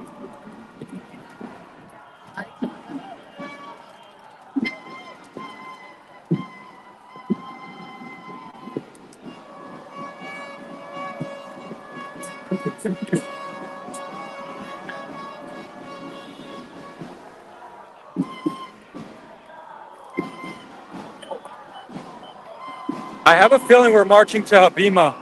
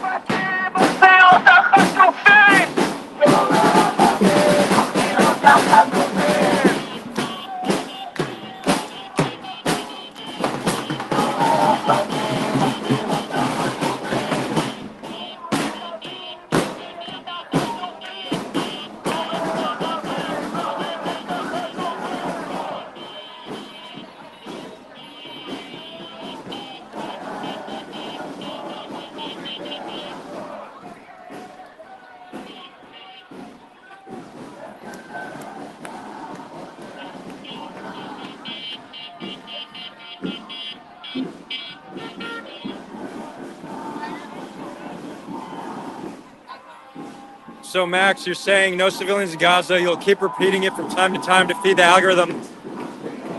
Yeah, I mean, the more you comment, the more the algorithm will push this out. So I appreciate you commenting.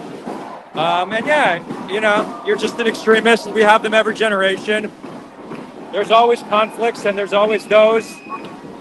I don't know if they're psychologically the weakest or psychologically the most traumatized or what their psychological profile is, but they've existed all throughout history, and they're the quickest to think it's okay to mass kill civilians because they feel like they're not civilians. Nazis were like that. Hamas is like that. Max is like that. We've seen it time and time again. It's easy to hate those people, but honestly, we should have sympathy for them. Max wasn't born hateful. He was born an innocent child. Something in his life turned him to be who he is now. So we should have sympathy for him and pity him and just hope one day he comes around and sees things differently,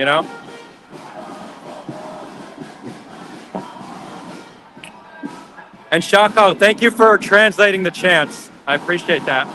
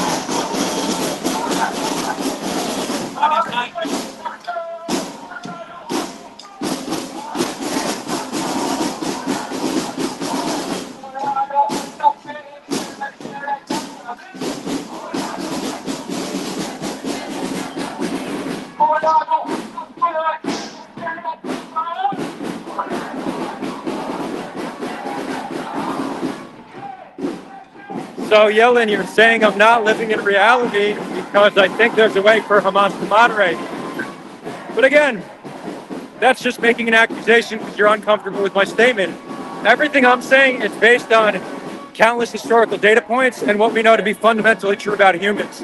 That they change, and that organizations, the humans who run them, also get replaced.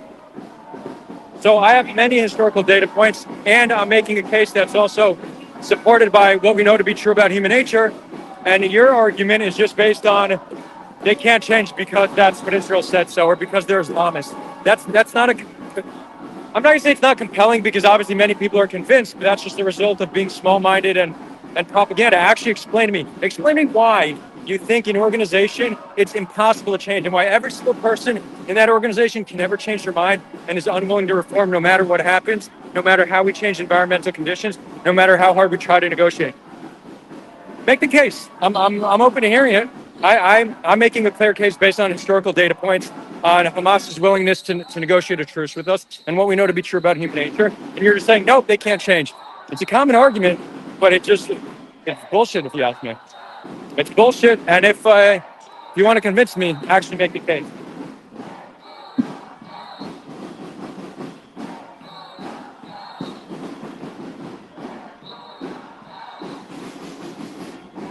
No, I also don't, Yubi, I don't accept the framing that Hamas is the Muslim Brotherhood. They're an offshoot of the Muslim Brotherhood. But again, and even the Muslim Brotherhood will change over the years. Let me give you a clear data point. Al-Nusra Front was an evolution of Al-Qaeda, was more extreme than Al-Qaeda, and now the head of Al-Nusra is Al-Shara, who wants to normalize ties with Israel and the U.S. Very, very clear data point. The PLO was more extreme than Hamas, and now we have security cooperation with them for decades, and they recognize Israel's right to exist. There's just it's so obvious that people change and organizations change because they're made up of people that are changeable. That's just a fundamental truth about life. So the counter argument is no, they don't. Sorry, I'm not convinced.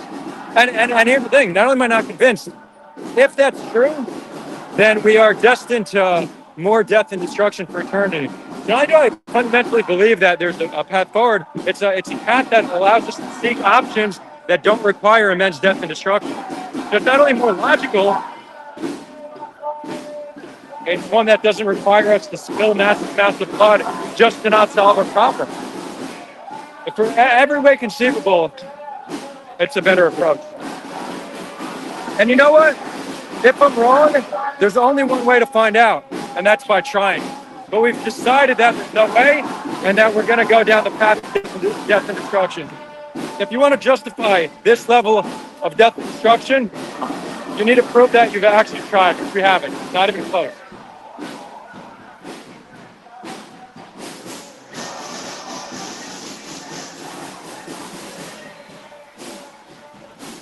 Donald Duck says, tell me why all Hamas leaders died with billions.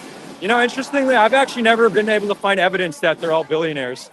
I tried to track so many claims that are just considered as accepted truth in the pro-Israel narrative, also the pro-Palestine narrative, don't get me wrong.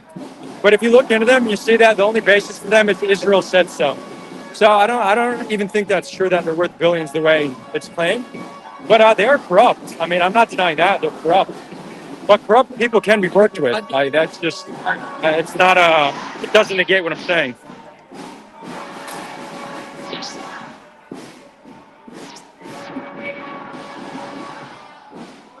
What you asked me what percentage I think they can be negotiated with and they could reform?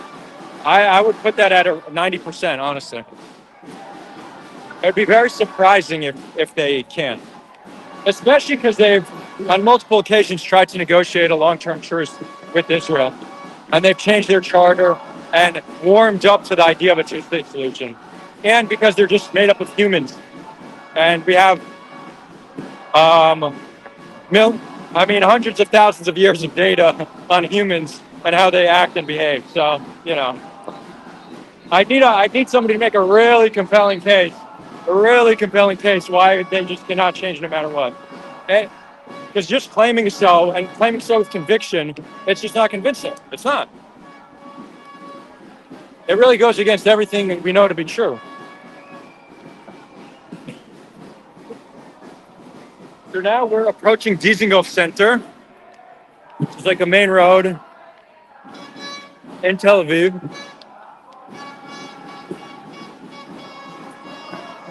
And we'll see where we go from there.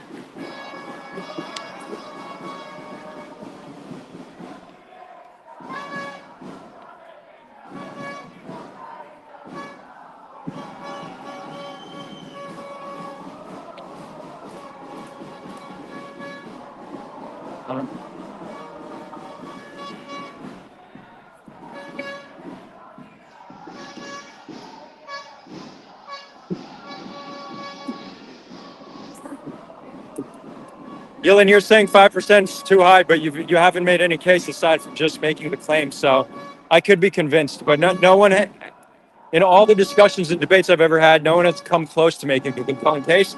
Their argument is simply, they're Islamic, they hate us. Oh, cool.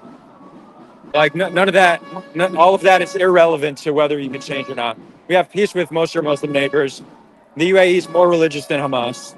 It's just that's not convincing. So make the case. You could keep saying 5% is too high, that it's a naive thought, but I'm making a case based on immense amounts of data and just logic, and you're just saying nope, wrong. Okay, well, good luck with that. Good luck with that. And I think we probably exhausted that one.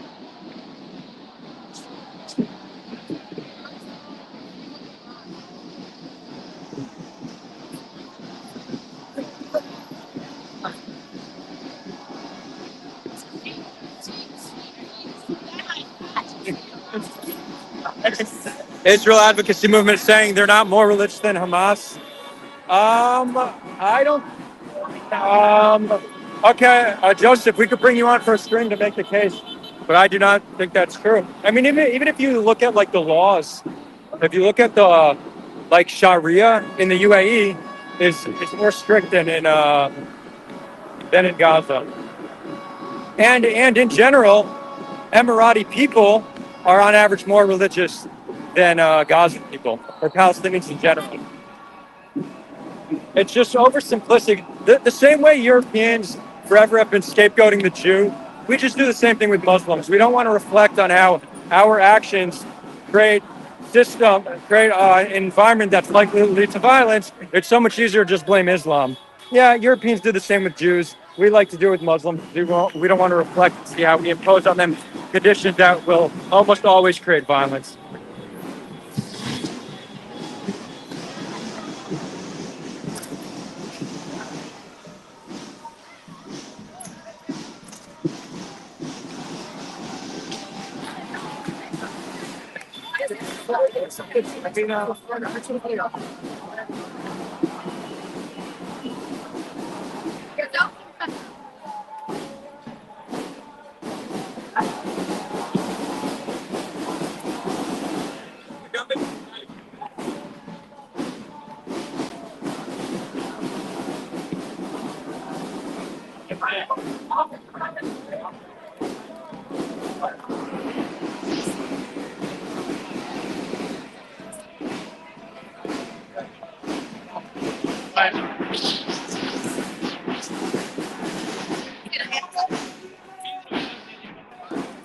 They're saying be spontaneous and do a silly dance.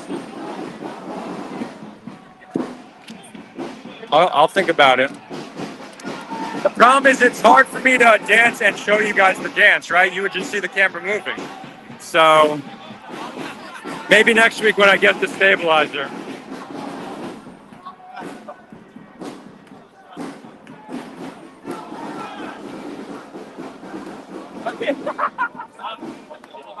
All right, so here there's another truck.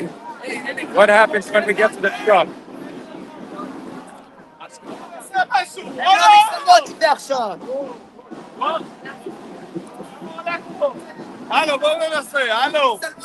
So this guy's calling for escalation. He wants to escalate things.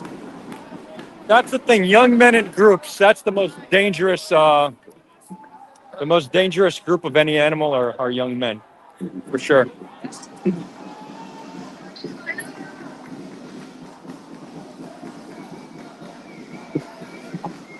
Mitznig, anything? Any arrests tonight? No, not here in Tel Aviv. It's been pretty calm. Let's see what happens now, though.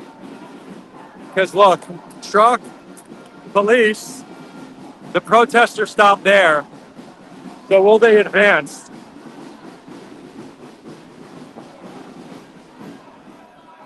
You see?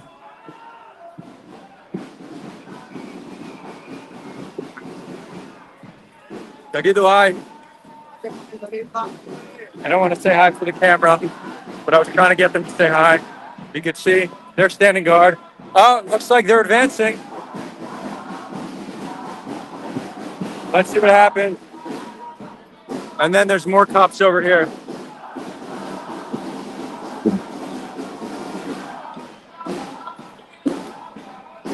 She has an I Love Trump shirt. You see that?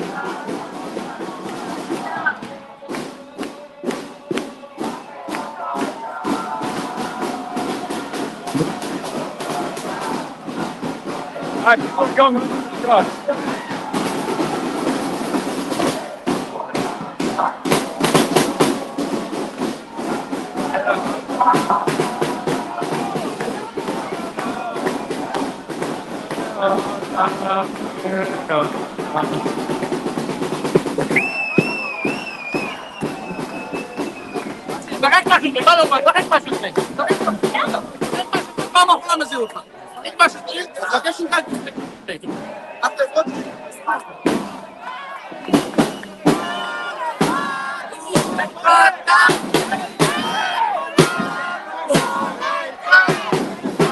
I mean, we could very easily overpower them. I don't know if that's what, I don't know if that's what's going to happen, but it's possible.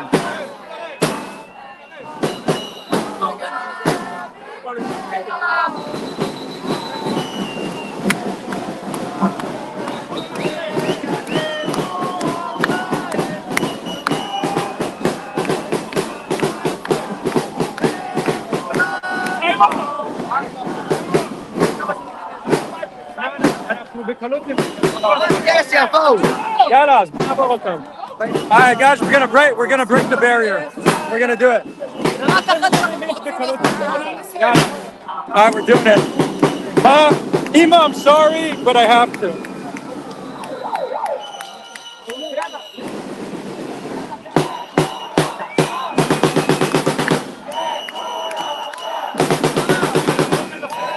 Yalla.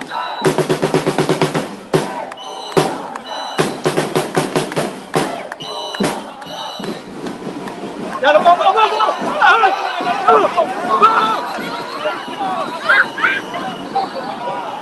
Yalla, go. Yeah.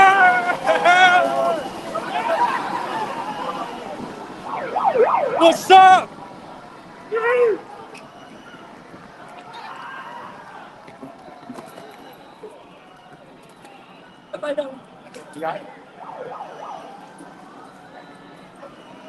Good job, guys. Hold on. I mean, that was easy. Come on. Oh, looks like, but they closed it up.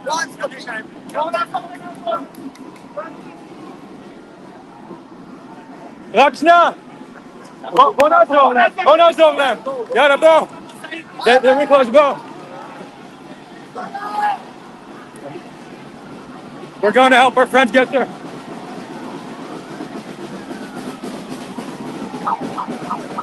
חכה להם.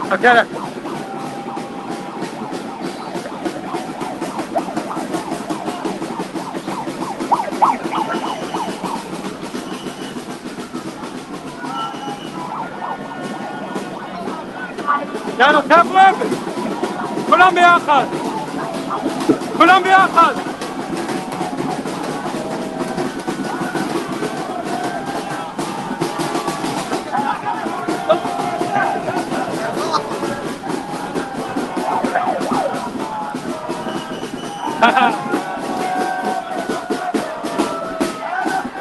יאללה, חבר'ה, בואו.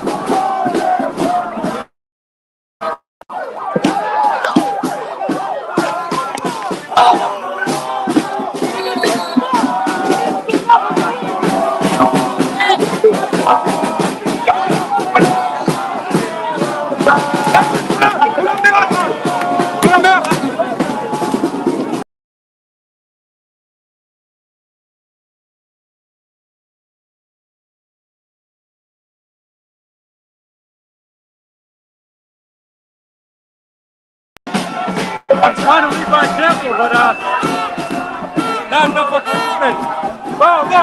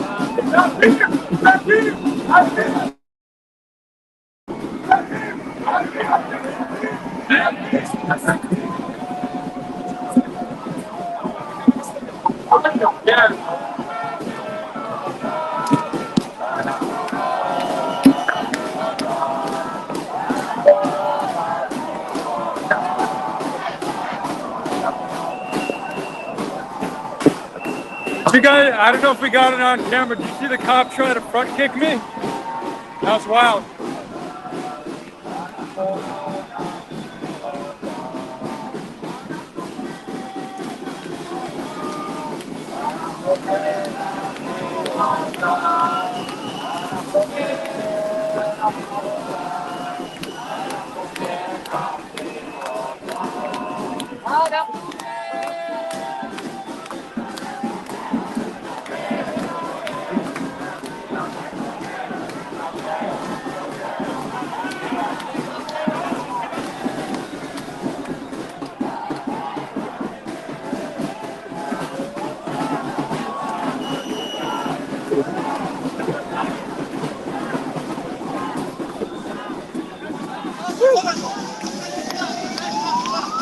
That definitely got me winded.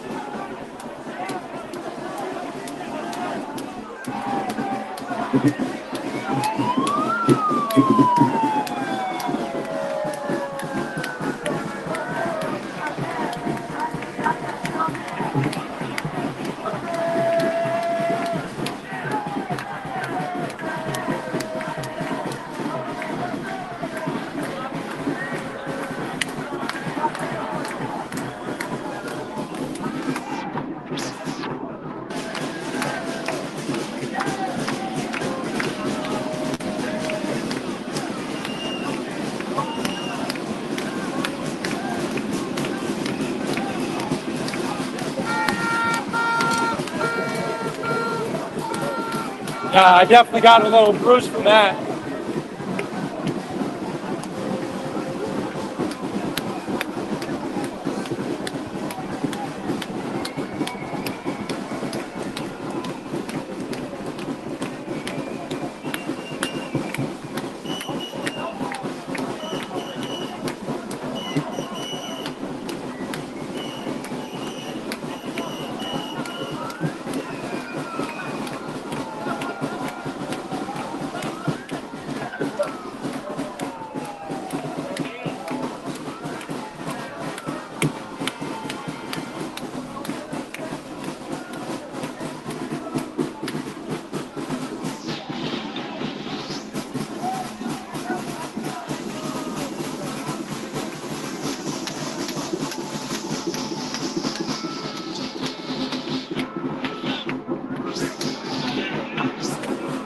I mean,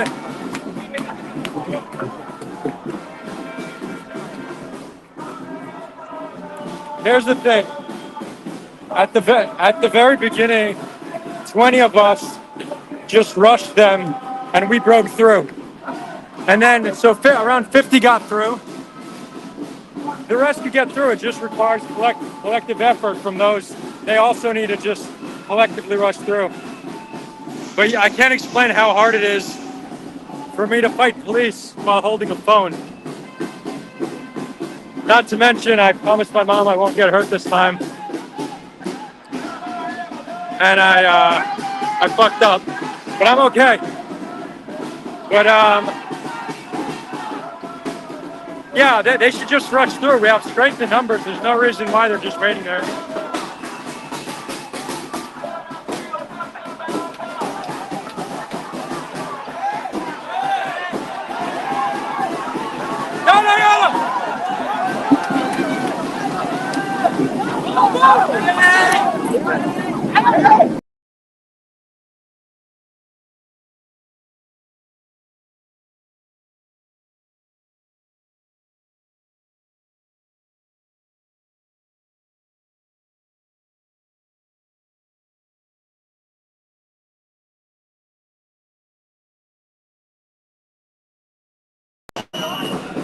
We did it. We did it. We did it. Well, not entirely.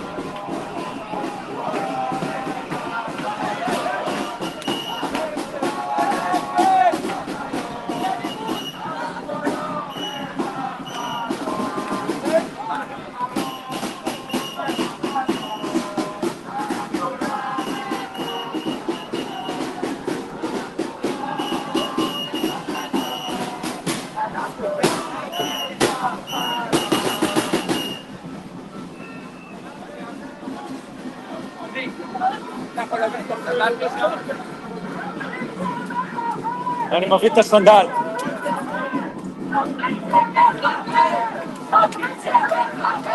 סע!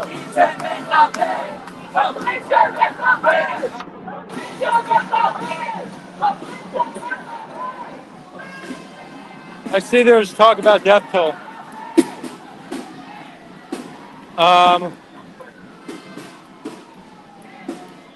The number of children killed is around 20,000. The civilian death toll is probably around 100,000 at this point. The Ministry of Health official list, which is verifiable data that Israel themselves rely on, does not include indirect deaths and doesn't include those not yet accounted for, meaning people under rubble, etc.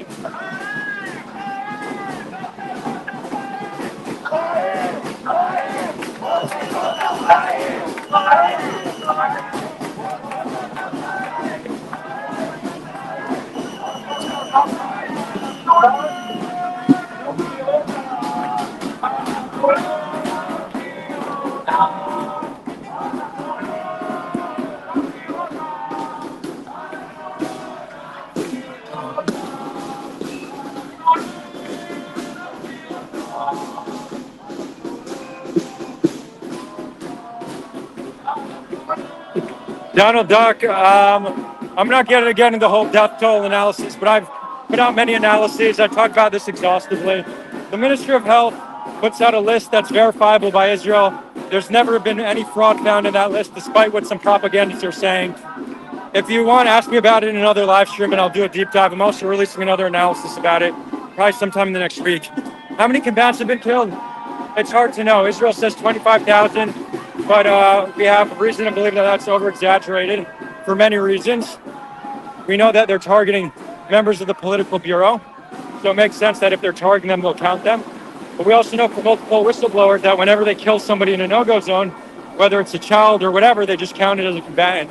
So it's probably half that reasonably, like 10,000. It's much closer to 10,000 than it is 25,000, but we can't really know. But the MOH list is almost entirely civilians. We know that just by looking at the demographic breakdown and the excess male to female. I'll get more deep into it on another live stream. But we could assume with high confidence that the civilian death toll is 70 to like 120,000. That's the range. 190 to 100 is probably the safest guessing area.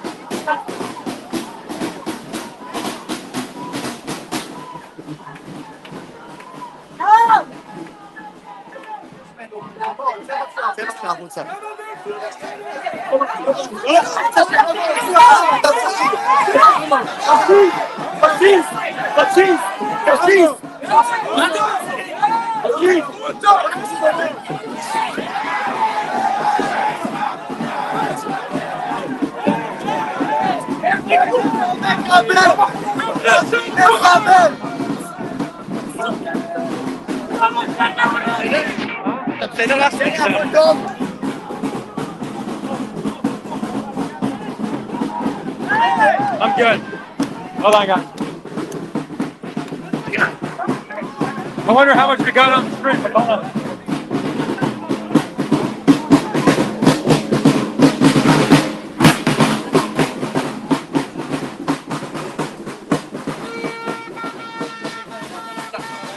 Look at that.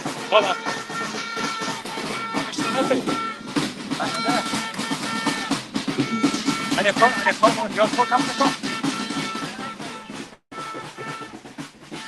I guess the police targeted me because I was trying to rally crew. I'm good. Hold on. Honestly, my shirt looks better this way. Yeah. Stop it, good city.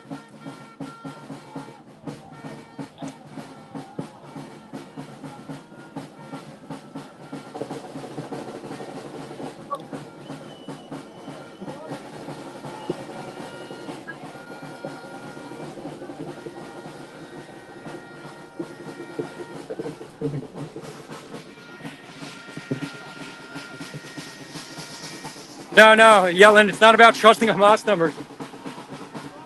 All those names and numbers exist in the Palestinian population registry, which Israel has full access to. Israel could verify it. We know from Israel, from intelligence whistleblowers, that they rely on those numbers.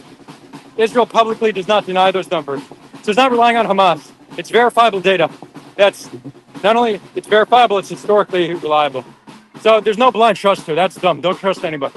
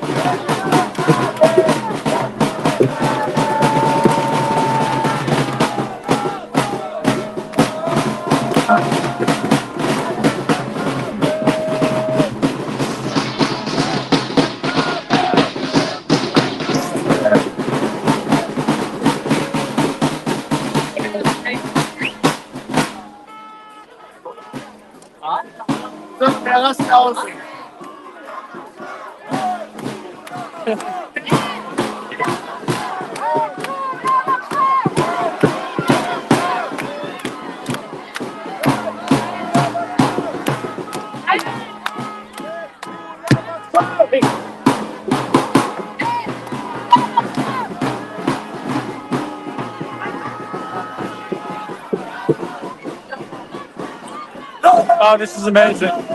Look at their costumes. Hold on.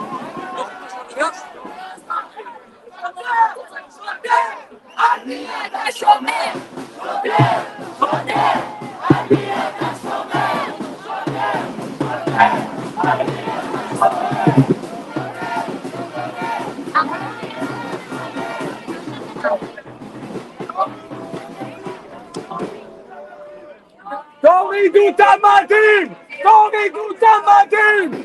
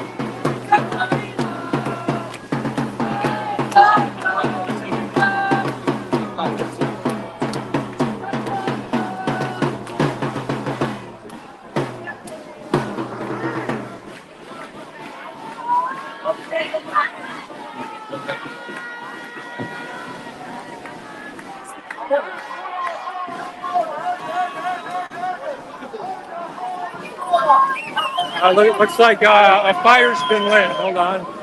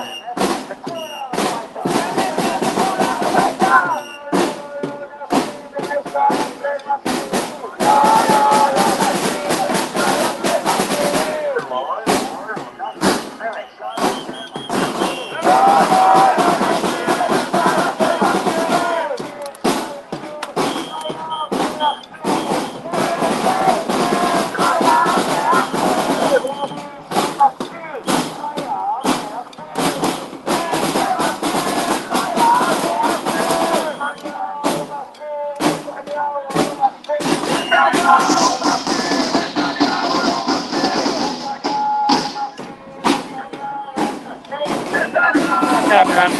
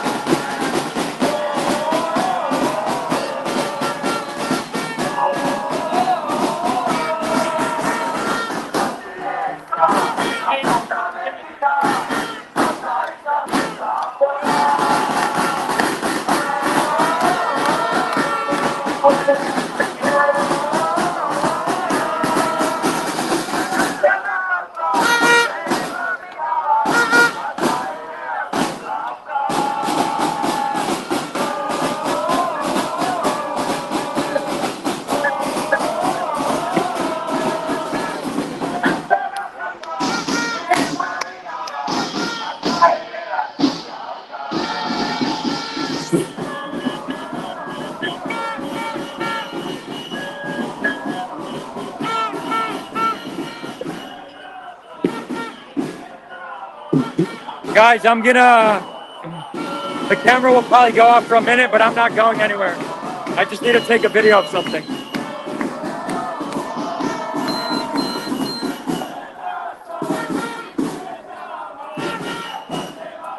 Never mind, you can't take a video.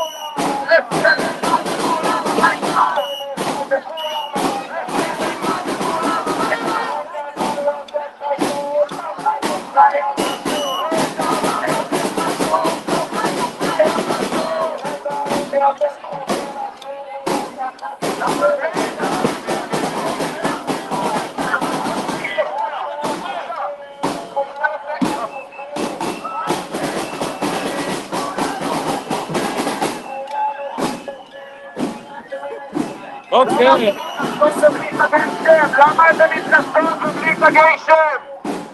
All right, now let me get a drink.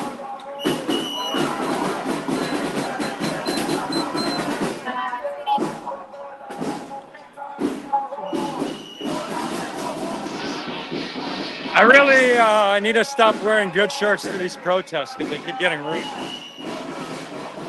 But honestly, this is a sexy cut, you know. So I'm kind of into it.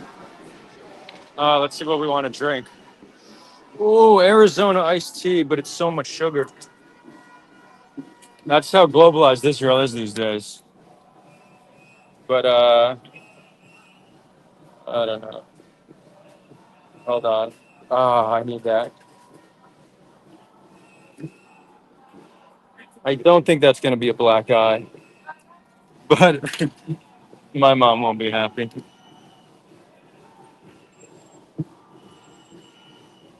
Let's see. Juice cocktail. 7.5 grams of sugar for 100 milliliters. This is 600. No, that's crazy shit. Yeah, I know. I did put my sweat on that, right? That's pretty disgusting. I'll here. I'm wiping it off. But it's not like I put my mouth where other people put their mouth, so it's pretty harmless, you know. Just the cold and the.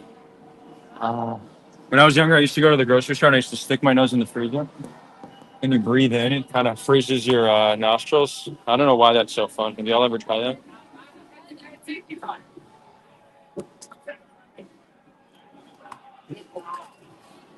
Let's see. What do y'all say? What, they don't really have any low sugar iced tea? Guys, come on, it's 2025. We know that shit is poison. Like once in a while I'll do it, but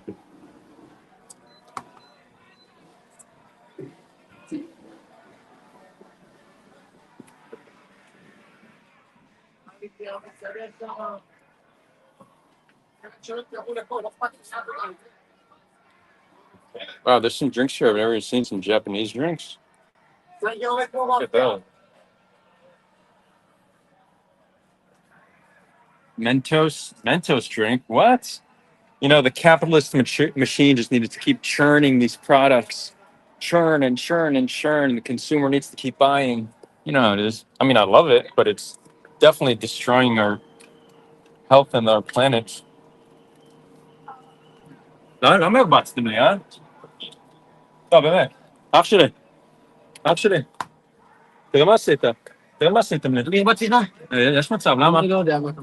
تغمس سيتا من. بتوع.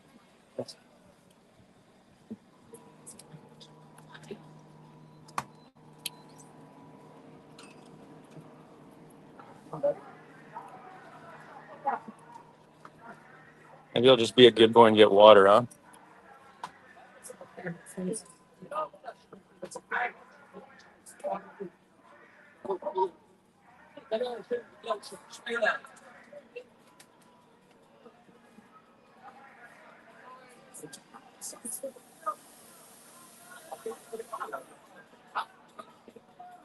You're saying, you're saying I'm a liberal because I don't drink sugar?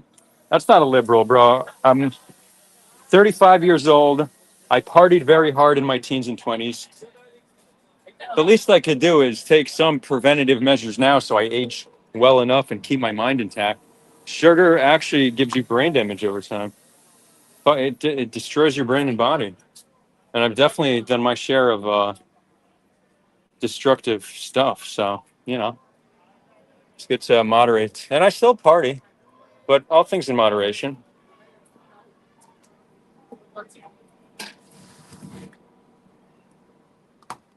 All things in moderation, my guy, you know? Now I'm just stalling in here because there's AC here. Oh, wait. Is this sugar free? Oh, wait. Okay. Cool. This is like, okay, we found something. Look, this is a new line of superheroes.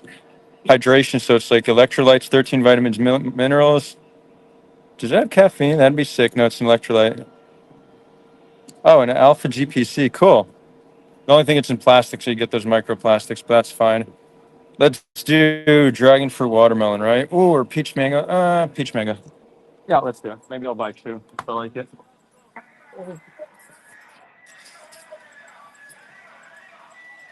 Anti-capitalism, climate activist, nothing to do. Oh, well. Well, I'm not an anti-capitalist. I founded 3 companies, so I'm not anti-capitalist. I just understand that capitalism in many ways is destructive. So I'm for just creating a better system. Slimstein? Sorry? כן. בוא נראה אם זה יעבוד, אם לא יש לי עוד שלהם. כן, אפשר, יאללה.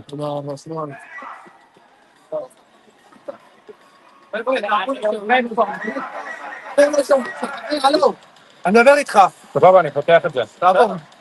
פתח את זה טוב, שם מלא טוב. בוא גם אתה, חמוד, בוא.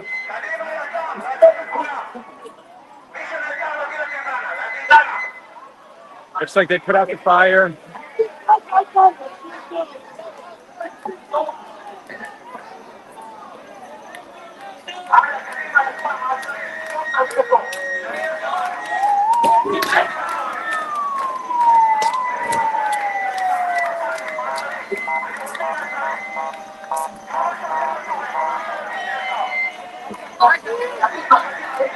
So good.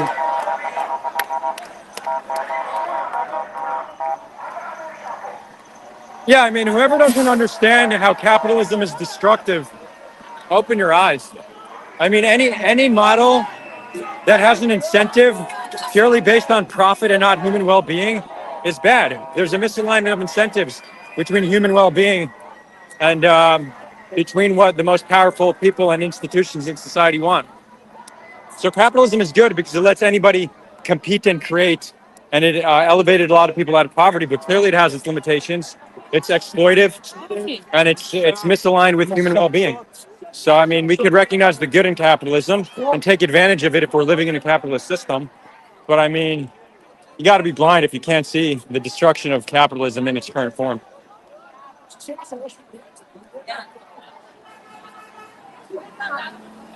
Oh, this is so good. I want to go back.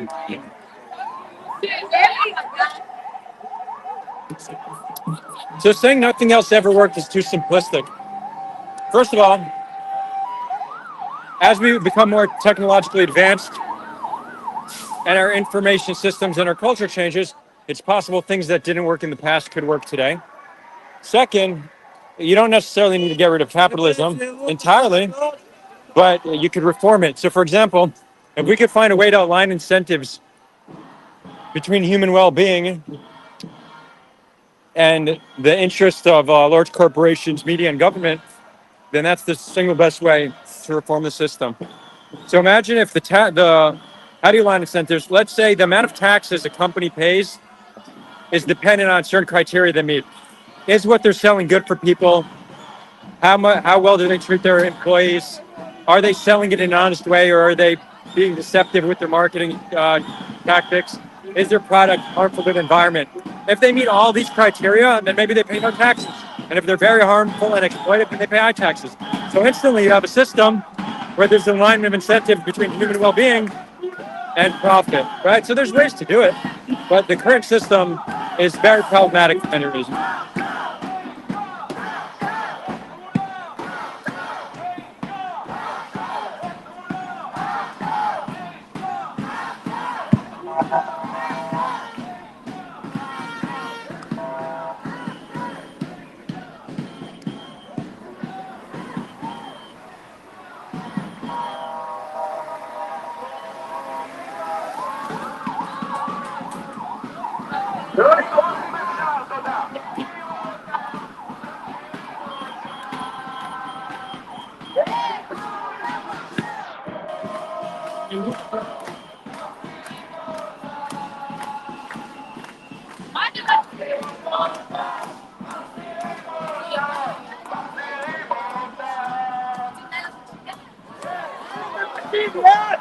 מיליציה! מיליציה מפגרת!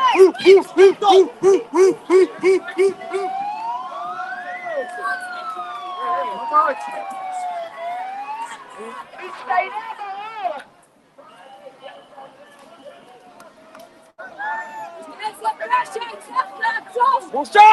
בושה! לגייס! לגייס!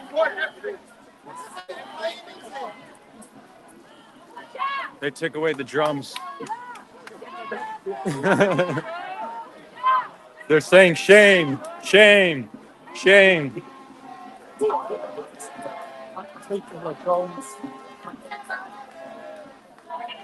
המיליציה של בנקים! Ben Gvir is in charge of the police, so they're saying Ben Gvir's police. So you're saying what even is good or bad? I mean, look, what do you think should be taxed higher, McDonald's or salad? like organic, healthy food. I think, sure, you could say it's subjective, but clearly, if we could lower the price of healthy food and make unhealthy food more expensive, then you incentivize people to become healthier. That's just one example. We have a whole array of things we know are good for you, bad for you. For example, this isn't plastic. It's cheaper to produce in plastic, but then you consume microplastics, which are bad for you, right? So you need to spend more to put it in glass, fair. So, but maybe if you're selling glass, then you get a subsidy or you pay less taxes. We know glass is better than plastic. So there's a lot that you can know. There's things that are more or less destructive to the environment. There's policies that we know are exploitive towards workers and less exploitive. So there's a whole wide array of things we can know are good and bad.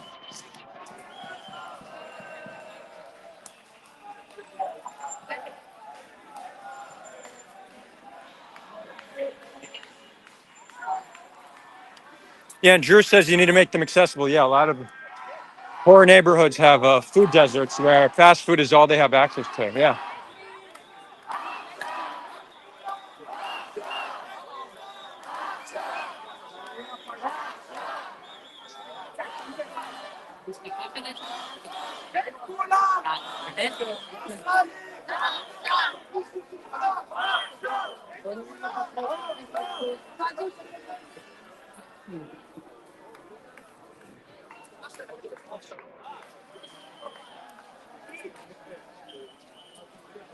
Microplastics in our blood is the fruit of late stage capitalism. Yeah.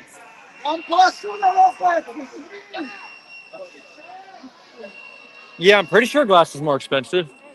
I might be wrong. I mean, you can fact check me on that, but I'm pretty sure plastic's cheaper than glass.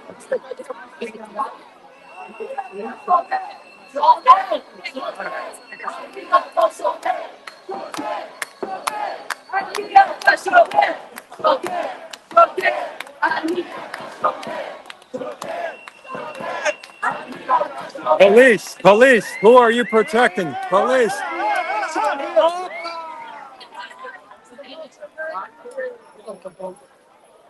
They're confiscating the drums. Jonathan! Jonathan!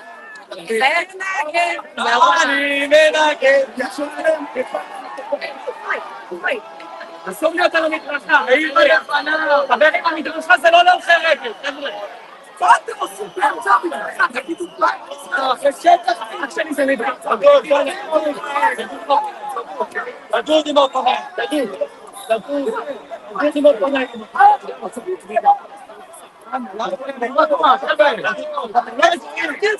תקשיב, נשימה לבטן, אתה סופר 3 שניות, מה שיכנסו עלינו הביתה, להוציא מהאף. לנשום ולהוציא מהאף. He's giving him a breathing exercise. That's funny. אביב! אביב!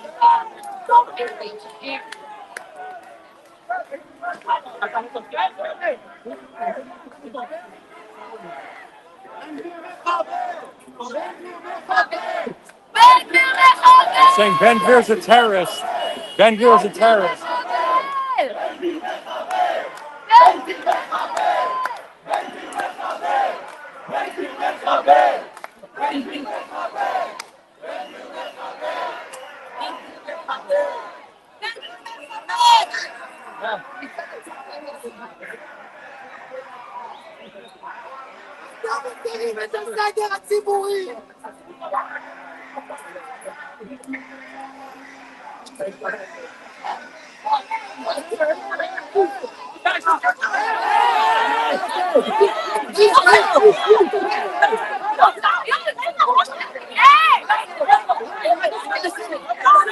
מיליציה של בן גביר! מיליציה של בן גביר! תעזוב אותו! תעזוב אותו!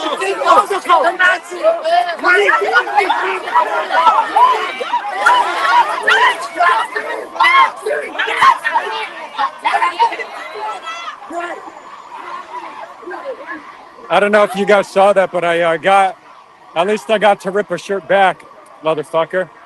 Now we're even. So good.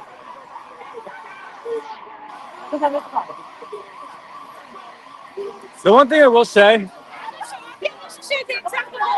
The one thing I'll say is, as much as they're good at civil disobedience, they give the cops a little too much respect, I would say, because we overpower them so much. I'm not saying we beat them up, but we should overpower them to irrelevance. Like, they shouldn't be able to control us. We're probably like 10, 15 to 1. So, you know. That's it.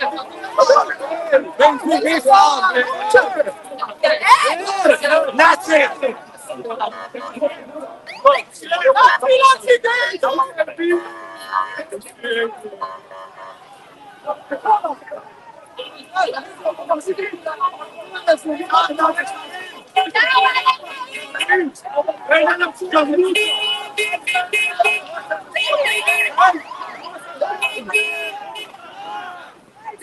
הם חושבים לך את הכביש. תגרוס אותי איזה גבר אתה.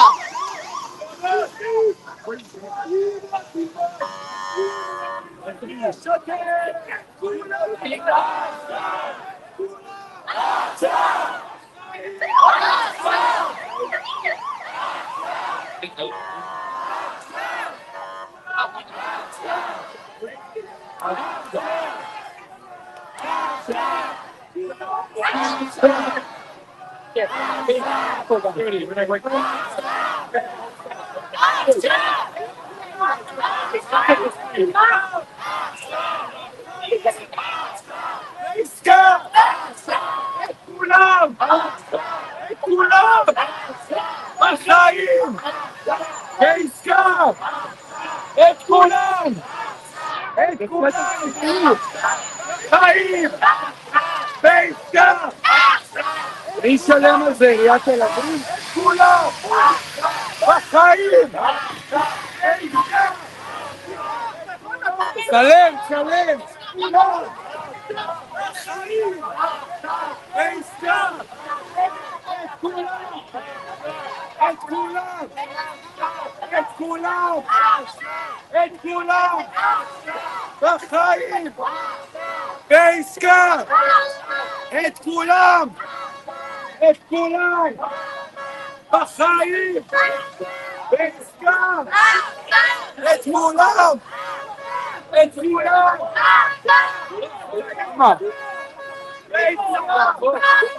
את כולם!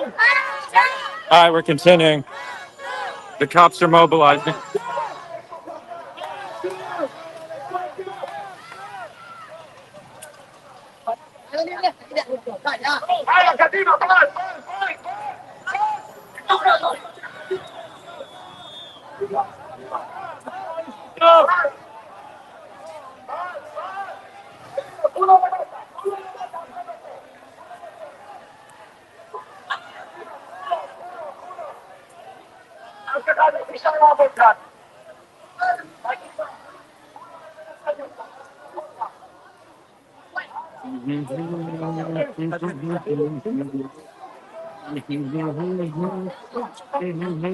להתקדם. מה השם שלך? דן אפוקה. למה דחפת אותו? למה דחפת אותו? דן מה? להתקדם, דן אפוקה. אפוקה. ראינו את זה, ראינו את זה. גם בשידור, שידור חד.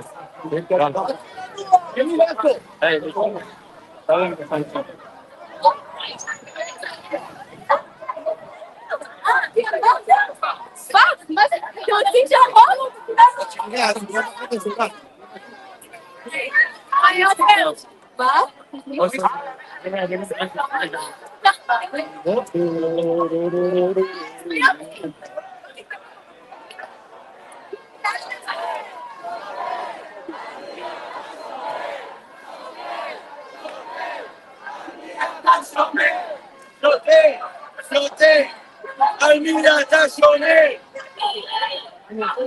Honestly, I know it might surprise you that I'm going to be the one to say this, but there needs to be a sub-movement here.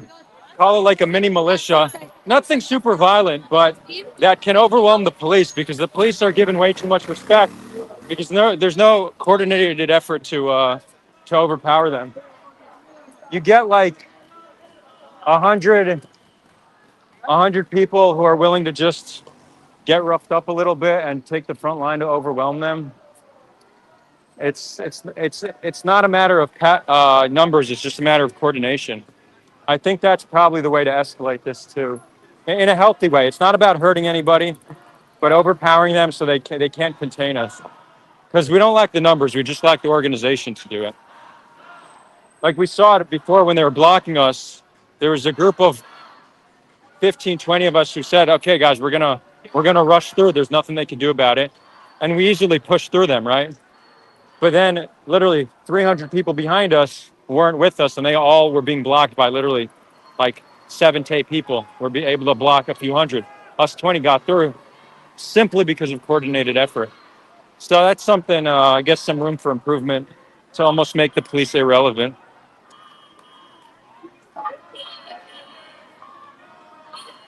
You're saying you sound like a psycho when you talk about overwhelming the police. Okay, man. There's nothing psychopathic about this. I'm literally saying the point is not to hurt them. I wouldn't even say this makes it violent. It's simply to not give them power over us. It's about escalating civil disobedience. You don't need to even lay your hands on them. But if you are way more numerous, then they can't stop you. And yelling, you're not the one to talk. You're the one who supports the continuation of bloodshed in Gaza. That's one of the more psychopathic. 100,000 dead civilians, and you still support it. So I don't think you're in any position to say who's a psychopath here.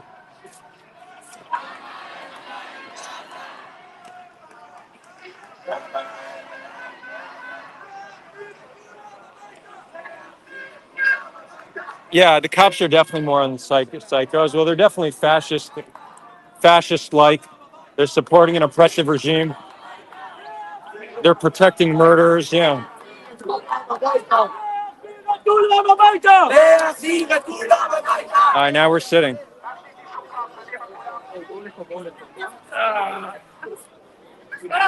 I've been standing for a while. Aishma.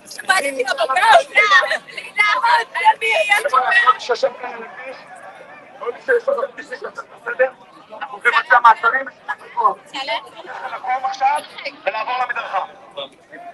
אני מבקש לקום ולעבור מדרכה, זה לא יהיה נעים, אנחנו נשתמש בכוח. I've been saying 100,000 civilians for a while now. That's based on a real analysis.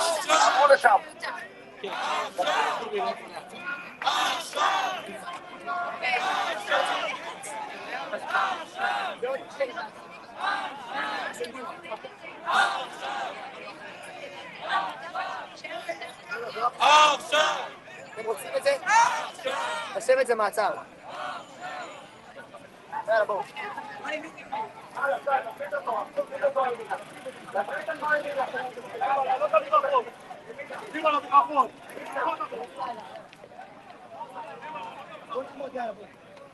Looks like we're getting it. They're saying whoever's sitting will be arrested.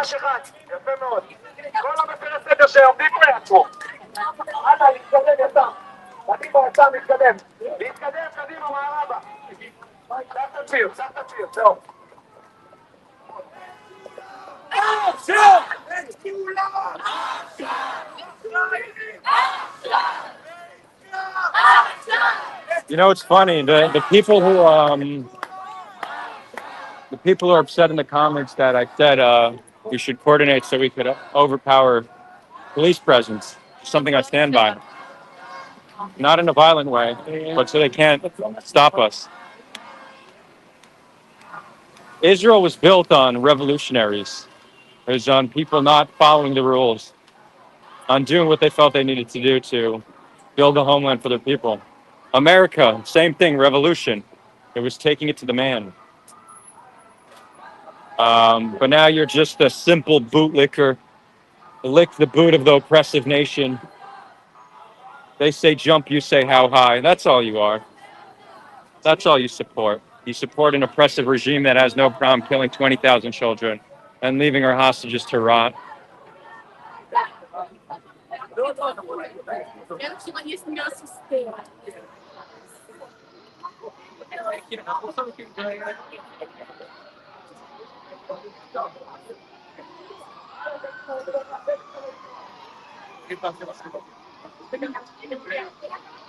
No, it's not four. It's not 400,000 civilians dead. That one Lancet article was not good information. But 100,000 civilians is a very reasonable estimate when you look at the confirmed deaths and then those unaccounted for and indirect deaths, which have not yet been counted. 100,000 civilians is a very reasonable estimate. It could be a little bit lower. It could be higher.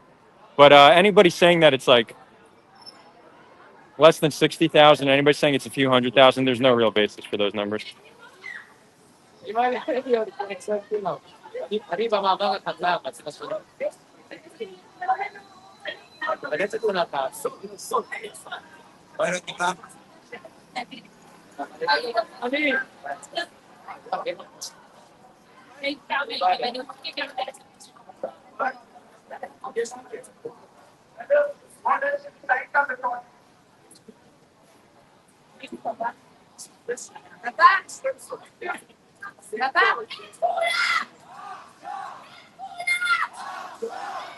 Adar, you seem to have polarized compared to maybe a couple of years ago in the direction other than the Israeli mainstream. Maybe a little bit, but a few years ago I was primarily moderating debates, so I didn't share much of my perspective. But I'm just responding to environment, right? A few years ago, Israel didn't kill 100,000 civilians. A few years ago, Israel wasn't beating up protesters, right? So I don't know. I'm sure I'm changed a little bit, but I'm more so responding to my government and how they're behaving. You know, that's what it is more than anything.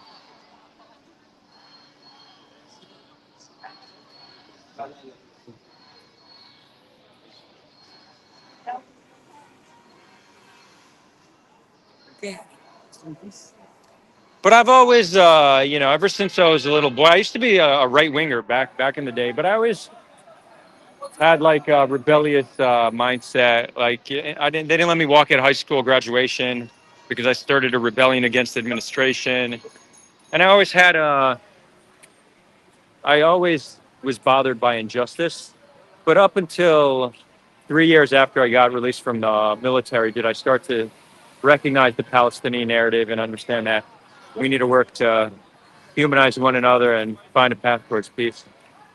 Um, but yeah, think about it. Both my parents grew up religious, and then both of them became secular before they met each other. So that rebellious spirit is in my blood. Um, but I don't, I'm not. I don't just. I'm not saying rebel for the sake of rebelling. At least in high school, maybe a little bit. The administration was changing policies and making things stricter, but you could say rebel without a cause. But even now, even when I'm calling for escalation here in the civil disobedience, it's not just to get a rush out of it. It actually comes from a legitimate place. The greater the cost we could put, and the more pressure we could put on our government, it increases the chance that they agree to a ceasefire. So when I say overwhelm the police, yeah, if we get to a situation where police cannot contain the protest, it's more resources, it's a more greater strain on the system. That's exactly the pressure we need to create. So it's not coming from a place of vengeance. It's not coming from a place of hate. Not at all. It's simply strategy. I think we need to do everything we can possibly do to try to make a difference.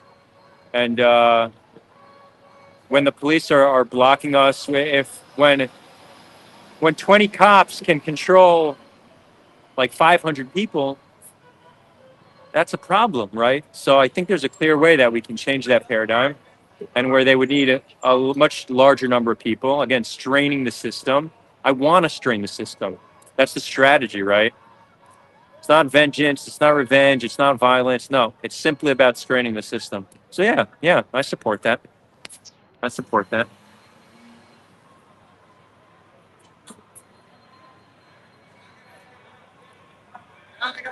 You Turtle is saying you need a job out in the sun. Why? Just to get out pent up energy? Yeah, I take a barefoot walk outdoors every morning. I go to the gym 4 or 5 days a week. I go to protests. I get my exercise. I got roughed up a little bit today. I don't know if that's a punch. If somebody punched me, I don't know what happened.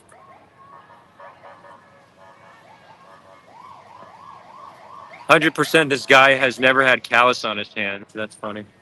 Well, it depends what kind of callus. I definitely have. I have a pretty good callus on my hands from weights and pull-ups. I did. I was served 3 years in IDF. Um, you know, I was in Golani Brigade combat unit. That counts for something. But no, in my adult life, no, I don't work hard physical labor. I do most of my work behind a computer screen and face-to-face meetings and stuff. That's my primary work. I don't. I get some meaning being out in the field, but no, that's definitely not how I want to make a living. Did I kill any civilians? No, I didn't kill any civilians, and I didn't harm. I didn't physically harm anybody. But I did. I did serve in the West Bank, so I did take part in upholding an apartheid system for sure. Yeah, yeah. I worked for work. I did work for war criminals. I was. I was took part in a brutal military occupation, and when I was doing it, I didn't think there was anything wrong with it. I thought that's just how you defend your people. But I did notice a difference between myself and other soldiers. I was always nice to the Palestinians we were interacting with. Like I didn't feel any hate for them. I treated them with kindness, and a lot of the other soldiers definitely didn't. So I noticed some difference there, but I didn't think there's anything wrong with our presence there. I thought it's necessary. It took me years to understand that it was wrong. And then as a reservist, I served on the Syrian border at the height of the Syrian civil war. Um,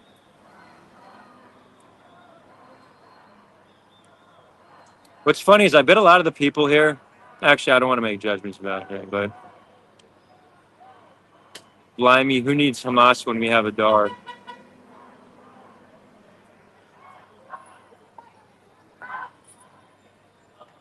Yeah, I mean, all good. We might be citizens of the same country, but we're definitely ideological opponents. I have a vision for a beautiful future for all inhabitants living on the land, a just a just future, one that provides justice for Palestinians and security for Jews. And you support a system of apartheid at the very best, at worst ethnic cleansing. We're definitely not the same. It's just a debate between somebody who's psychologically healthy and evolved and somebody who's just tribal, reactive, and I would say fearful. Often the tough guy, the one that pretends to be tough, is like, oh, we need to be strong against Palestinians. Those are the insecure ones. Those are the Jews with trembling knees are the ones who act tough. It's just to mask the insecurity. Those who can overcome their fear and their trauma are ones who are willing to see the other as human and reconcile. So yeah, I'm sorry you still have trembling knees, my guy. I hope they stop trembling so you can join the right side of history.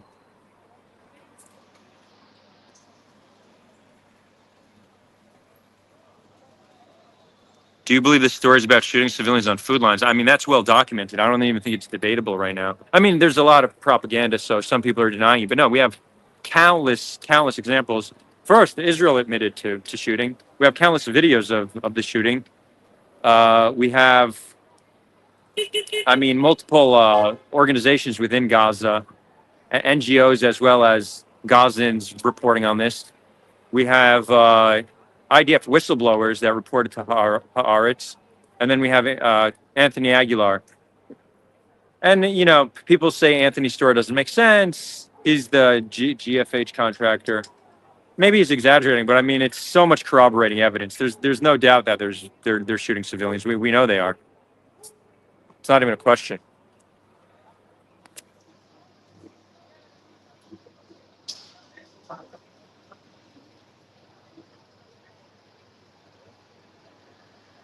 Skern said, would I interview Anthony Aguilar? Yeah, I reached out to him. He didn't get back to me, but I tried.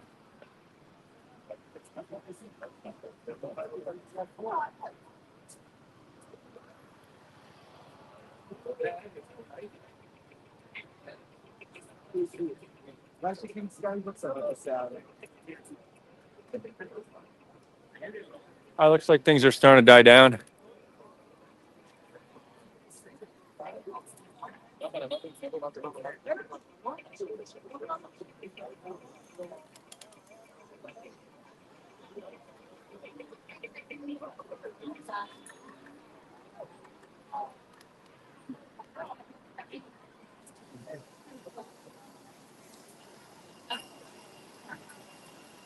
Oh, yeah, and there's definitely footage. I could send you videos. There's a lot of footage of shooting at the food lines. There's for sure footage. That's not even a question. The average supporter of Israel is equally misinformed as the average American college camp anti-Israel protester. Y'all really have zero clue. There's such deep propaganda. The fact that just today you learned that the Ministry of Health data is verifiable by Israel and Israel themselves rely on it, right? That should be, and I don't blame you. Our institutions have failed us, but that should be common knowledge, and it's not. Like just the fact that we had the conversation, you saying, "Oh, you're relying on Hamas numbers, you believe them." No, that's clearly a sign of misinformation. Again, I don't blame you. The institutions fail. They have all these Hasbara influencers that lie for a living. But yeah, I'm saying this straight up.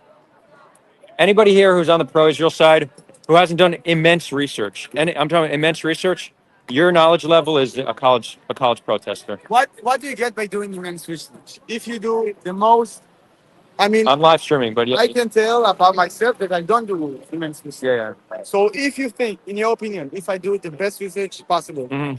what will be my conclusion about it?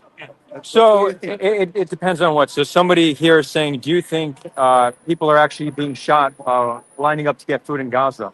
And the answer is very clearly yes. If you research it, we know people are being shot. So by who? By the IDF. The IDF is shooting You people sure about it? 100%. Then you show me. Well, I can't pull it up now, but if you want to connect, I'll send you. I'll send you all the data. Yeah, But but let me give you another one. Another claim. We hear people say that the civilian to combatant ratio, you know what that is? Like how many yeah. in Gaza is the lowest in history. It's 1-to-1, people say. But in reality, it's the highest in the 21st century.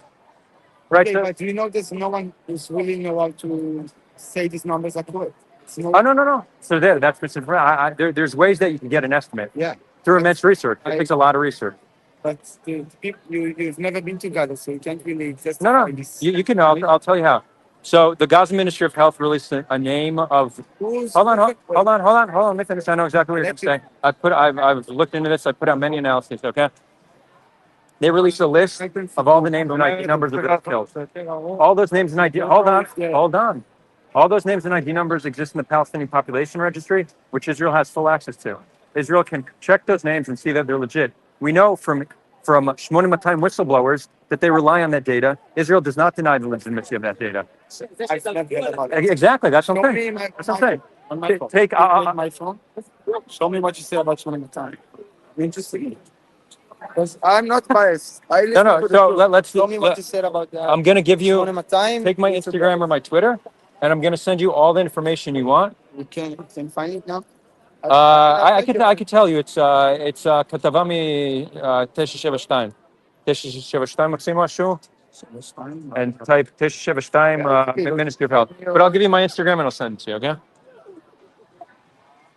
But you do know Hamas kills everyone who come close to the humanitarian aid. You know that. And they take control of it. Also, you know that, yeah? Footage of it. You know the footage. No, so the footage is armed militias. So, which exactly are the militias. Well, tell me, do you think that Israel, that's me. Oh, I have two accounts. There I do content, the other one, but I'll send you the stuff. You could unfollow one if you don't, but that's my main account. The other I do content on. So that's another great question. You're cool that I'm streaming, right? Yeah. Say hi, okay. What's your name? Ron. Ron. Wait, what's stream website? It's on YouTube and Twitter. But we see videos of militants on trucks, right? Do you think Israel would let Hamas do that without blowing up the truck? If we know Videos of if we know Gazans. watch out. Hamas to kill people. I don't think. Hamas does execute people for sure. Yeah, they do. We know that. But Also their own people. yeah. You also know the people of Gaza support Israel and Hamas. The people. You also know that in 2005, Israel left out Gaza and they gave control to the people there. Yeah. The people that chose Hamas. Wait, Hamas is now wait. doing all the. Well, let's go one point at a time. Okay. Let's Let's start from the beginning. okay. 48. What do you think about 48? History didn't start in 1948. Okay, let's go to way before. Let's okay, but let's talk. 1948, Palestinians rejected partition, Yeah. and we look at that. Everything the UN said. Well, right. And Now, what they said, if a Jewish state will come to reality, Yeah. they will destroy it indefinitely. That's what they said. correct. And Israel took multiple times, 5 times, the Arabs had a chance to get a legitimate state, Yeah. five times, and each time they declined it. So first of all, Most of them- hold on. Okay. You say a legitimate state, but it's not a legitimate state because we would still control their borders. We'd still control their borders and not let But them they have a also have security borders force. not only with Israel, they have also borders with Jordan. Same No, as no, Gaza have hold on, borders hold with on. Egypt. Hold on. They also block it, but No, no, no. one's talking about it. Oslo, and Camp David, we would control the border with Jordan. They would still be surrounded by Israel. But I want to go back. I want to go back because part of the false framings and call it the pro-Israel narrative is that obviously they should have accepted partition, but it's not obvious at all. No population in the history of the world accepted mass immigration from a foreign population coming and claiming land for their own. Right? Zionism is mass immigration of foreigners. So what happened in all the other colonialism states? Like, It was met with violence. hey, It- no one's talking about it. Well, No one's hold on. talking about it. Wait, No one's hold on. talking about all the other really. Wait, but what happened? Why? You have in all instances of settler colonialism and colonialism, it was always rejected. So Palestinians rejecting us makes them normal. It doesn't make them unique. It doesn't make them exceptionally violent. Hold on, no, this is true. Now, what happened in all these other? They fought for hundreds of years before there was a solution. So in the Americas, they genocided the population once they didn't fear a demographic concern, and then they made them citizens. Let's hope it doesn't come to us needing to genocide the population, so we don't fear making them citizens. But that's how it was solved there. Yeah, but when Native Americans fought for hundreds of years, so that's Yeah, but normal. Gaza- So rejection is normal. That happens every time. Is there an occupation in Gaza before the war? Was there an occupation? There was a brutal siege. So here's another thing. A blockade. We blockaded them. Yeah. What about Egypt? That was in coordination with Egypt. Yeah. So So let's go back to 2005. Let's go Israel has their own right to. to stop them from having a seaport and an airport. No, Do they we? have their own rights to suggest if they want to block it. No. No, we could block our border, but we didn't let them bring anything in from sea. Yeah, but Is that not their? also blocks them. Wait. They have the whole sea, right? Is that not their sovereign? Is that not their sovereign territory? We said. No. So let's go back to history. 2005, they get elected. Did you know that after they got elected, Hamas reached out to Israel for a 10-year truce?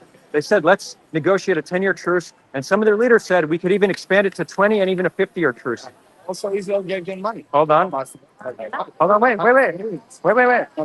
Wait. They wanted a truce. We didn't say let's negotiate and find common ground. We said, no, we don't negotiate with you. We're doing a brutal blockade. Now, the blockade was not just don't bring in weapons. We stopped 100% of exports. We destroyed their economy and stopped them from importing other vital goods. So it wasn't just stopping them from bringing in weapons. We destroyed their economy. So it's not that we gave them freedom. No, they offered us a truce, and we responded with a rejection and with a brutal blockade. And when you do not give people peaceful means to achieve their rights, violence will almost always ensue. So what we've been doing, both in the West Bank and Gaza, we've been maintaining a status quo that's immoral, and it will always lead to more violence. The PA, we have had security cooperations with the PA for 2 decades. Fatah. They recognized Israel's right to exist in 1993. And what do we give them? Settlement expansion, more oppression. The Gazans chose Fatah to be their leader. But but I'm talking about West Bank. No. So why is there no Palestinian state in the West Bank? There was chances for Palestinian state. And for decades, there's been no chance. There's no chance. I'm not even informed. I'm just. So I'm telling you. informed. Yeah. So I appreciate you coming with an open mind. But we need to understand that it's not going to be easy for them to accept us. We took 70% of their land. For them to accept us requires a lot. Yeah, 70%. For them to accept us requires a lot of work, and we're not doing the work. We continue to take more land and What do you continue. say? What do you think? What do you think happened? We need to be dedicated to the peace process. Are you Jewish? כן, אני ישראלי. Sorry. עשיתי צבא והכל, כן. Where can I see the cards? Yeah, sure. Maybe they have something in some of Hamas. Wait, what is? I don't think they're referring to us. Okay. ויש פה, איפה היית בצבא? יש פה תומכי בן גביר, יש פה ציונים, אנטי ציונים, אסלאמים, כל מיני. איפה כל מיני. היית בצבא? גולני. מה יצא לך לראות? מה עושה? אני אגיד את זה באנגלית, בסדר? כי הם לא זה. Yeah, so he's asking, just so they're not left out. 100 views, it's a pretty a lot. Yeah, it's a good amount. It's between Twitter and Twitter and YouTube. Yeah, 204. Connected for you. Yeah, I don't know if this is this simultaneous. It's hard to know, but there's a good number of people here. What do you say? In the army, I didn't notice that what we're doing is wrong. I served in the West Bank. I took part of our military occupation. I just thought this is what we need to do to protect their people. But now that I understand, we always say Palestinians, they only understand strength and force. But you know what they understand more than strength and force? Respect. And what do you think it does to them when an adult... How would you go about giving respect to them? Well, check this out. Right now, every day to get to work, to visit family, they wait at a checkpoint. That checkpoint is... Do we have a choice? Wait, so... Almost every month is a... hold on, let me give you a suggestion, okay? Yeah. That checkpoint is 18, 19, and 20-year-olds that don't treat them with dignity and respect. You see how the police treated us today? Yeah, I agree with you. How do you think they treat them, okay? Imagine being this soldier with 10,000 of people coming in to checkpoint, gets tons of comments. How many people, how do you say to them? Terrorist attack. How many terrorist attacks get stopped before they come to... I understand. Every day, there's a terror attack that gets stopped. Yeah. And we can check it out.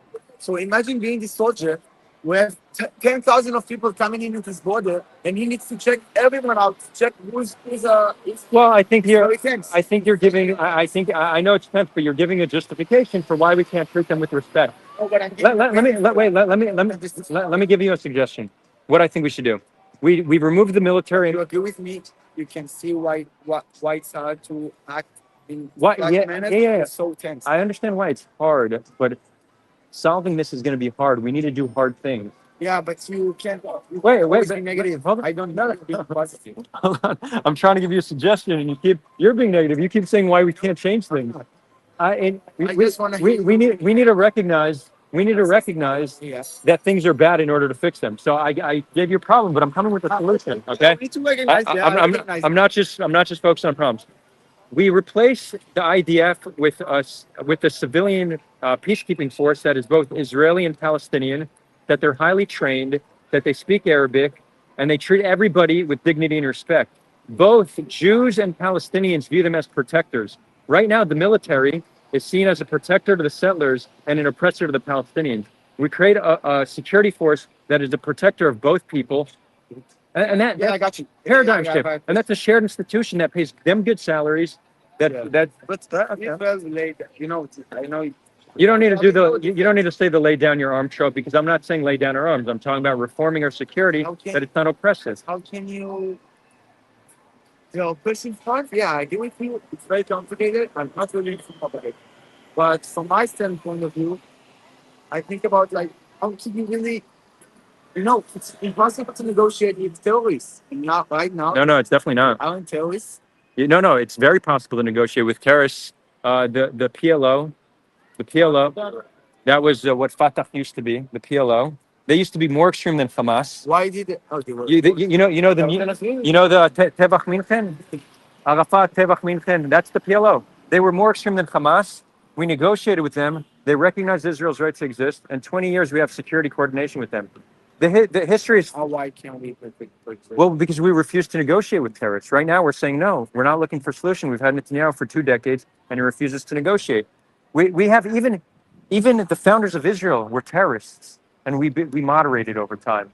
The history is filled with terrorists becoming moderate once some of their rights are met. So we need to continue that. It's not that you don't negotiate with terrorists; it's that we have to. We don't have a choice. Yeah, I agree with you. Okay. Well, I have you on Instagram. I would like you to send. I'll send you some stuff. I'll send you stuff. And I'm not here. I'll have Come more up. time Where you to from? talk about it. אני אמריקאי ישראלי. Where in America? New Jersey, New York. On a different, what do you think about all the chants and all the protests in America and Australia and all these countries? What do you think about it? Do you support them? How many viewers do that? Right now, 244. 244. Oh, yeah, Nice. spot on. The protesters, I think it's good. I think one of the ways to get Israel to reform in a positive way is for Western powers to not blindly support Israel. I want the West to still be allies of Israel, but not to be an enabler for Israel to do whatever they want. No idea what's happening. Yeah, but neither do Israelis don't know what's happening either. No. אין לנו מושג, אחי. Nah, רגע, wait. Stop. יש לנו יותר מושג. לא. They have no idea. No.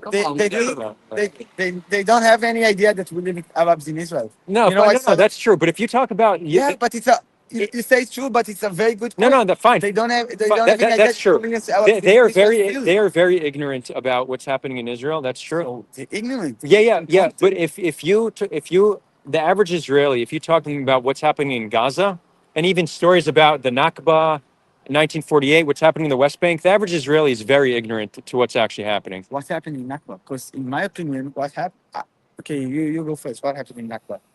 Well, it was it was a war that led to displacement of 700,000 Wait, who people. started the war?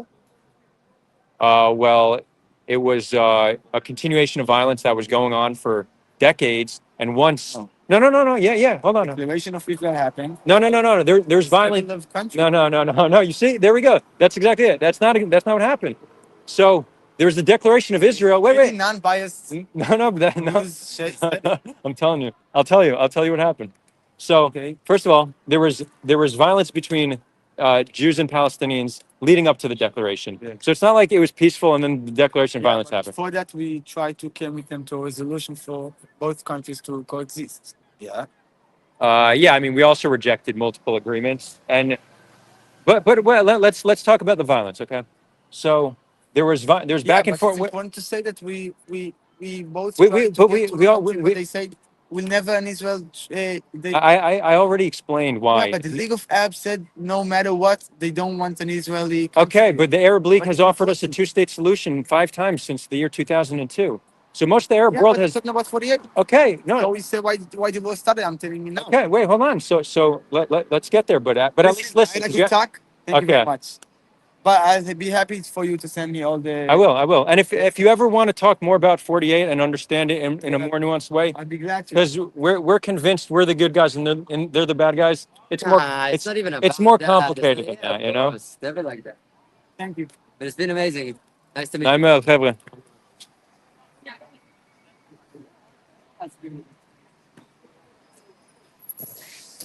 See, you didn't even want to finish, but because we already started, I'll get into it with you guys. Violence back and forth for decades leading up to 48. Israel gets its independence, and then there was an increase in violence from the Palestinian side. And then there were months of fighting, and displacement already began before the 5 Arab armies joined. So it's not just we declared independence, and then the next day they joined. The displacement already started. There was mass violence, and also the 5 armies. These weren't 5 full-fledged armies. It was a brutal war. 1% of the Israeli population was killed. It was brutal. My grandfather fought in that war, but it wasn't 5 full-fledged armies. They sent a few units that weren't fully equipped, that couldn't even find Palestine. But the Israeli narrative is very much 5 massive armies, and against all odds, we destroyed them, and it was the day of independence and all that. You know, that's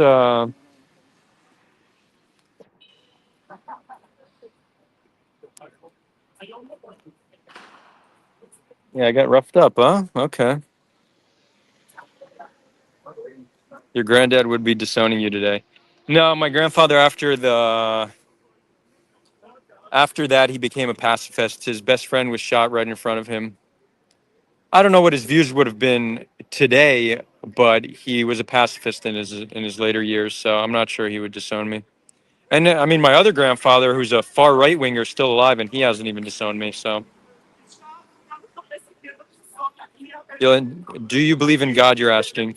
No, I'm an agnostic, meaning I'm not atheist. Saying I say there is no God. I just don't know. I don't claim to know about a creator or creators or what is beyond what we can know.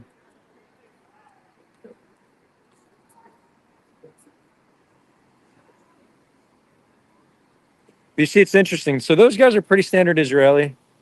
Um, they're pretty standard Israeli, but they would be considered on the Israeli left, right? They were here at the protests, get the hostage back. But there's pretty much typical, you know, pretty standard view. And you see, it's not uncommon for Israelis to think that they have a very high level of knowledge of what's going on, and then to be not all too different from the average campus protester. What he is right is that protesters are more ignorant of what's happening inside Israel. Like they don't know 20% of Israelis are Arab.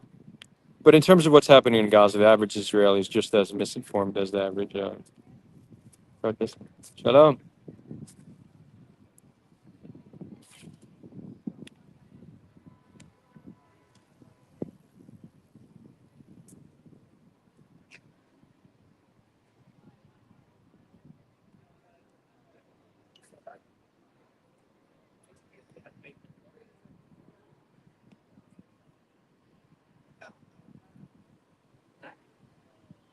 I'm just trying to order a taxi. Um,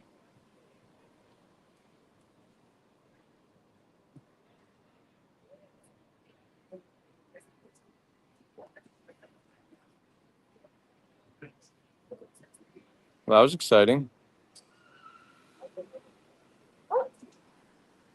Hold on, guys.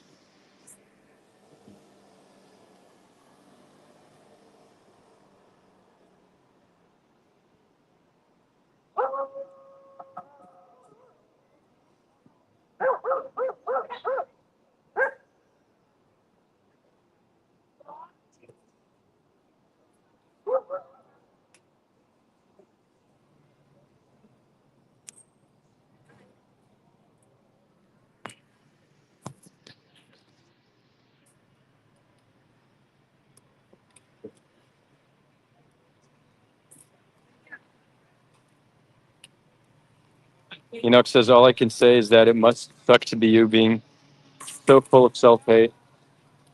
It's funny how triggered you are by my views because there's where in my views do you see hate for others or for myself? It's just a projection. You very obviously have a lot of hate for others. So because you hold a lot of hate within you, you project that and see it in others.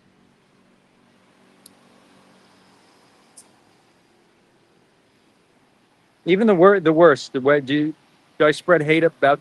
Do I hate the IDF? Do I hate Hamas? Do I hate the worst people? No. Do I hate you? No. Hate is poison. And I definitely don't hate myself. It's just a trope.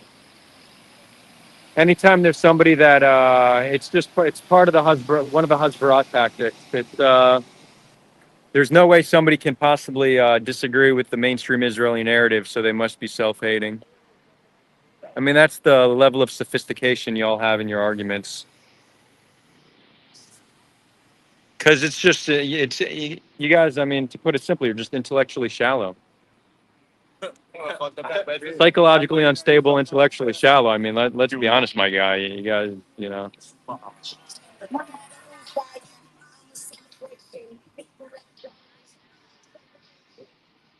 like extremists are not emotionally healthy people. They're just not.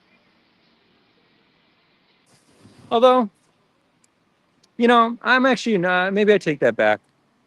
It depends how much hate you have, right? Most of my family are extremists in a pretty classical sense, but they're not hateful people. And I think most of them are pretty emotionally healthy. But those who are calling for like mass displacement and violence against others, they're generally not emotionally healthy people. Turtle, you're saying, did he ban me? Are you talking to me?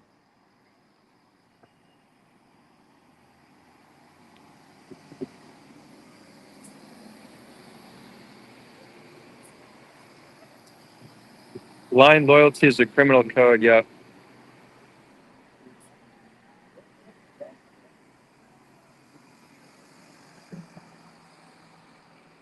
What's funny is the Israeli guy I was talking to said, "Yeah, but what about all the other colonial movements?" So he acknowledged that this is akin to a colonial movement, and all of them were met with violence. Yeah, he's right. He's right.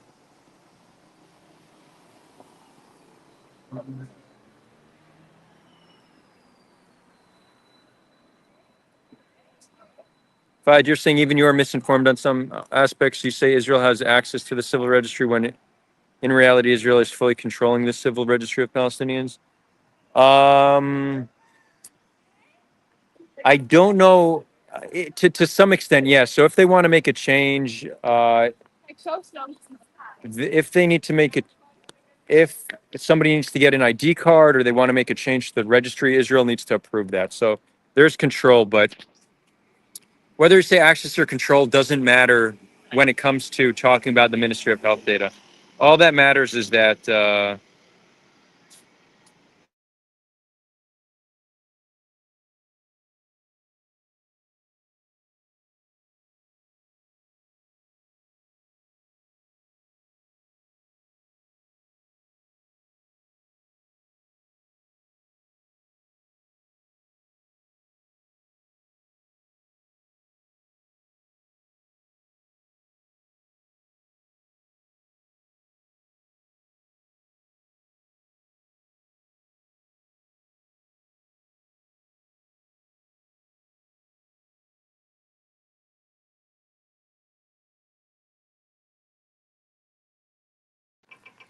yeah, that was my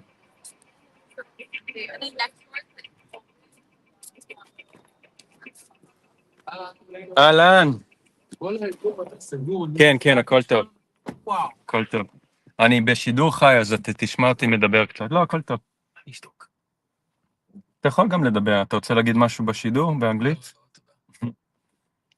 Okay, yeah, guys, I had a call, but I'm in the taxi. I'll keep the stream running until we get home. And then you'll sing Adore, return to your roots. What are my roots?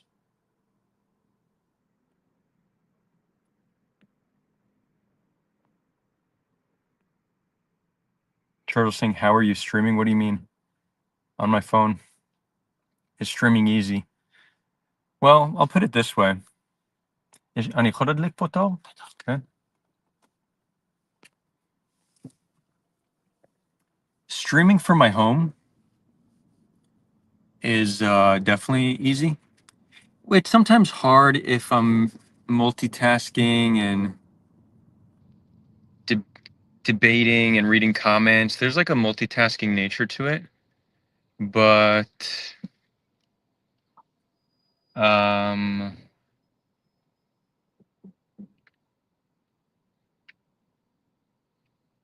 it's not that bad.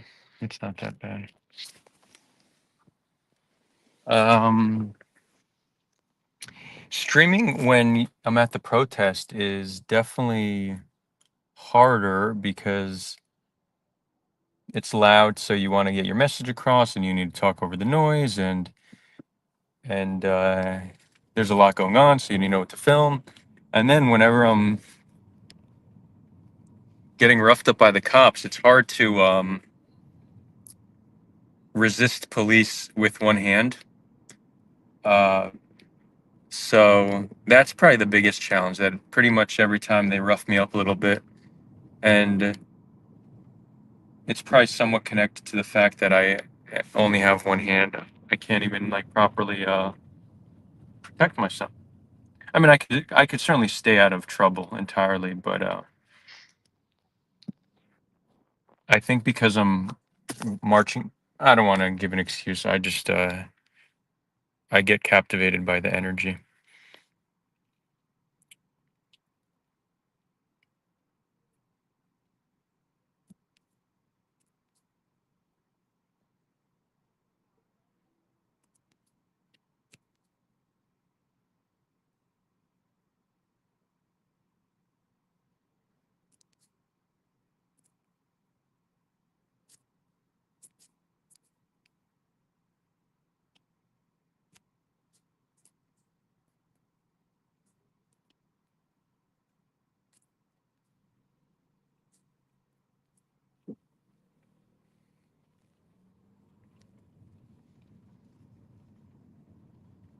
Let's see.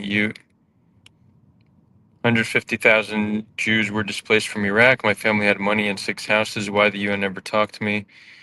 They only do so for Palestinians. Well, I think probably if these 150,000 Jews were to collectively demand some kind of rights from Iraq, then they'd be able to create a movement and around that. It's all a question of what have those 150,000 people done to get compensation or raise awareness for what happened to them. And the reason they didn't do much is because they got to settle in Israel and integrate into Israeli society and get a good life. But we should understand the Palestinians not yet getting over their displacement. We fought to return for 2,000 years. Out of all the people who have ever lived, we're the ones who the least get to complain about someone not getting over it. We're the most stubborn population in the history of the world in terms of wanting to return from the land we got displaced from. So we're not in a place where we could tell others to get over it. And if you want compensation from Iraq, then build a movement.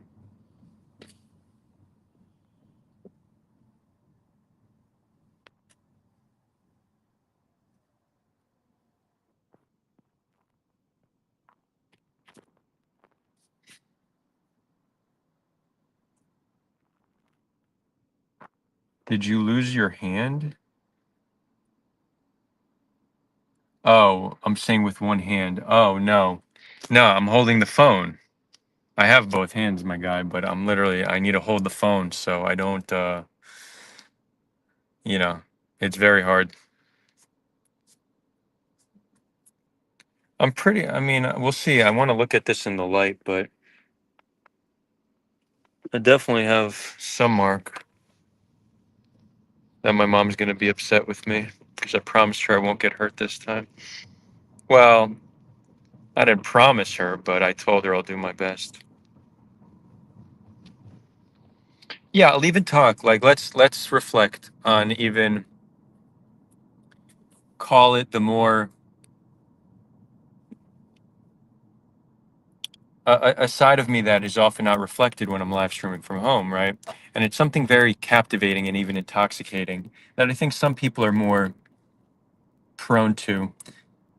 And these people generally, maybe they have ADHD, they were troublemakers growing up, but there was a moment where we're all marching and I was out front because I was filming, so I wanted to film the crowd.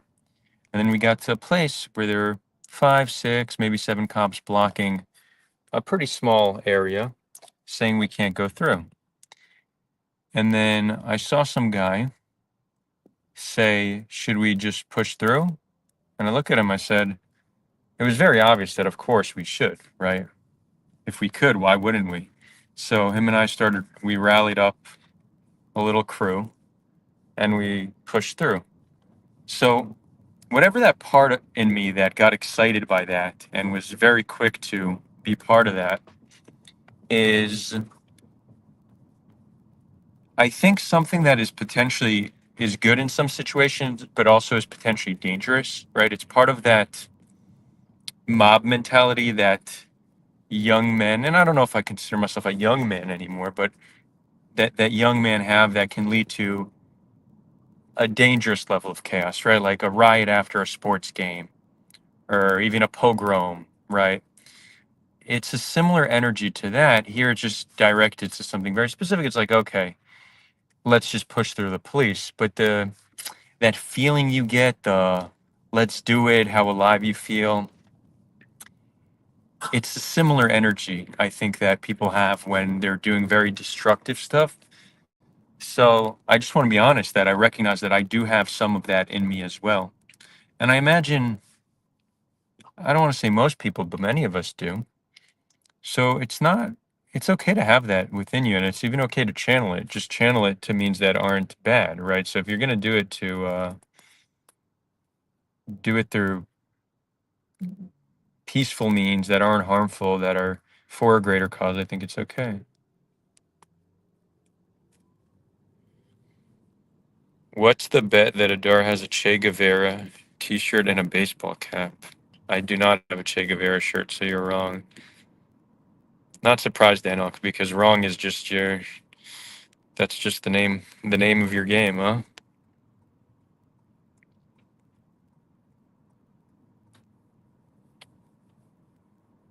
A baseball cap? I definitely own a baseball cap. I have a Nike baseball cap. If anything, that would be something in Alice wears.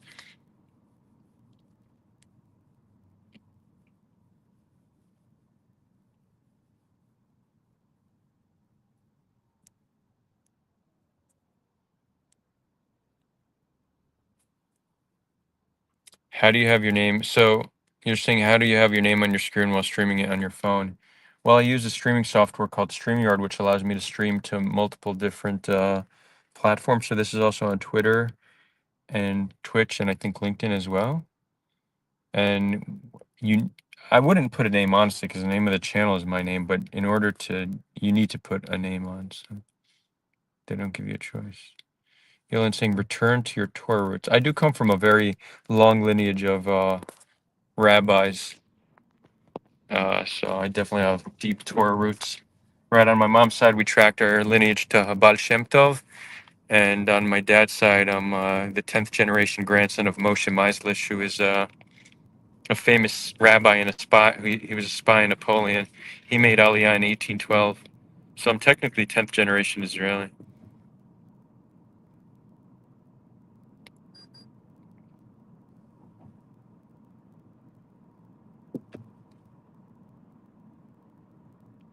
Turtle says, I actually think you're a good guy. Just pick the right side. So first of all, I appreciate that. Secondly, I think I did pick the right side. So your communism, Marxism is straight out of the Guevara playbook. Communism, Marxism, what are you even talking about, my guy?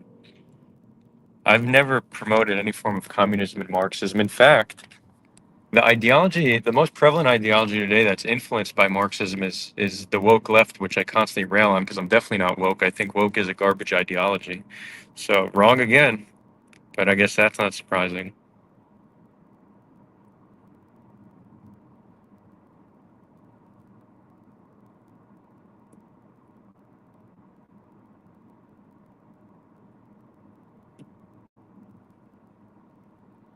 It's much harder to do comments on your phone, so bear with me.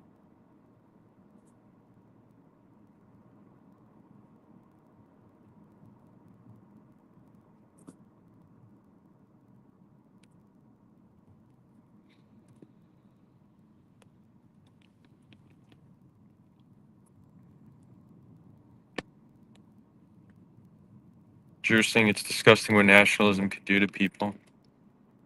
Yeah. When did you last step inside a Bet Knesset? Last time I was in a Bet Knesset was, I think, 2 years ago for my cousin's wedding. Maybe since then, but that's what comes to mind. I don't go to pray at a Bet Knesset, so. Adam says, "Gam ani chashevti she'ata communist." So Adam also thought I'm communist. Yeah, I don't know. I mean, you guys are just assuming things about me. Well, look, I guess, I guess I could understand that. A lot of the protesters are definitely, there's the more extreme protesters are communist, but my mental model of the world is certainly not super aligned in many ways with what you guys are thinking. I look at it very simply. Well, I don't know if it's simple, but I think that, first of all, I'm what you would call an optimistic nihilist, right? So I don't think that there's any meaning to life besides the meaning you give life. And if there is meaning, I don't know how you can know what the meaning is. So nihilism is potentially very scary, but so that's why I think optimistic nihilism is a solution. It's like, okay, well, we don't know what meaning is, so you create meaning, and let's just have an awesome time here and try to get a win for humanity while we're doing it. That's at least how I get meaning, right? So I want to live a meaningful life. I want to have a lot of amazing experiences, but I also want to do good for the world. That's me just making the most of whatever time I have on this planet, right? So that's like, if we zoom out, how I see things. Now, when I ask myself, how do you do what's good for the world? It seems to me that the best way is to look at things through the lens of universal humanism. So, this idea that humans are valuable and that we should protect human rights. I just think, I want my rights to be protected. I want to live a good life. So, I think if we could all collectively decide to do that, then we have a better chance of elevating collective well being together. Okay, great. So, if I view things through the humanist lens, I'm not looking at it through the lens of Israel first. I'm looking at the conflict as all people living between the river and the sea deserve uh, to have their rights protected. So everything I'm doing and everything I'm saying comes from a humanist perspective. It's not an anti-Israel, pro-Palestine perspective. It's simply the lens of humanism. So right now, Israel's engaging in something very anti-human. What they're doing in Gaza, their conduct in the West Bank, it's anti-human. So I'm against it. But I'm not against Israel protecting its people and providing a good life for its people. No, I support that. So the pro-human parts of Israel are things I support, but the anti-human things Israel does, and there are many, are things that I will actively protest. So that's a little bit of how I view things. So when it comes to economic systems, I like to say that I'm more agnostic. I think that capitalism solves a lot of problems, but creates other problems. So we don't need to completely uh, dismantle the system and create a new system. I think it's probably better to transform the existing system into something far superior. I could see a yes being communist in the future. It might make the most sense if we don't have work, right? If robots do everything and we just need to derive meaning from something else, how do we make a living? So maybe, there's just an automatic way to distribute enough wealth to everybody that they can just live meaningful lives. I'm open to that. But I'm not dogmatic about economic systems. And the reason I'm anti-woke is because wokeness is it's not a liberal ideology. It's really pitting humans against each other. First of all, it's very heavy on viewing one group of people as a victim, and people who are woke generally adopt a strong sense of victimhood, which I think is disempowering. And it also is likely to get you to see fellow citizens as your enemies just because they have a different skin color. I think that's very bad for society. Um, I also think that woke politics generally is shallow on policy. So they want to change the system, but they don't even tell you exactly what's wrong with it and how they want to fix it. It's just these like vague, abstract statements like systemic racism. It's like, okay, tell me what this systemic racism is and what you think the solution is. But they don't talk about it. It's okay to be demeaning towards white people, and if you're white, you're privileged, and if you're not, you're disprivileged. It's oversimplistic, it's divisive, and it reinforces a sense of victimhood. Yeah. So I hope that gives you some clarity, but definitely not. Definitely not what I think many would assume. Michigoni says woke is actually about black liberation in America. So yeah, so woke came from like stay woke. It does come from black liberation, and woke is also just not a specific term because nobody self-identifies as woke. But I think most people understand what I mean when I say it. But maybe to simplify, I explain the things that I don't like in wokeness, and that's maybe what's worth focusing on. So put the label aside. Those who think that those whose worldview constantly view themselves as this disempowered victim, I think that's bad. I think if you live life thinking it's okay to be demeaning towards other people because of their skin color, I think that's bad. And I think if you think somebody's privileged or disprivileged just because of their skin color, that's also bad. Right? I think we shouldn't make all too big of a judgment about somebody based on the color of their skin. And I also think that's what MLK Jr. Was all about, and he was onto something.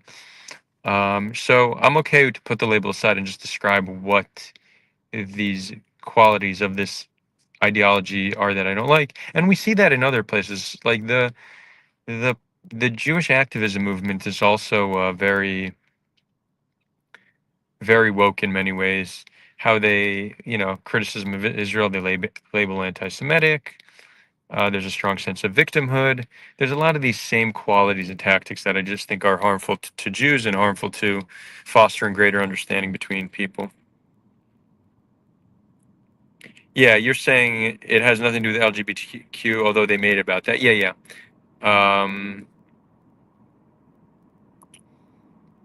Yeah, that's true. It started as Black Liberation. Says, "Oh dear, this is about the most woke live stream ever I have been in about 2 decades." Well, you got to get out more then.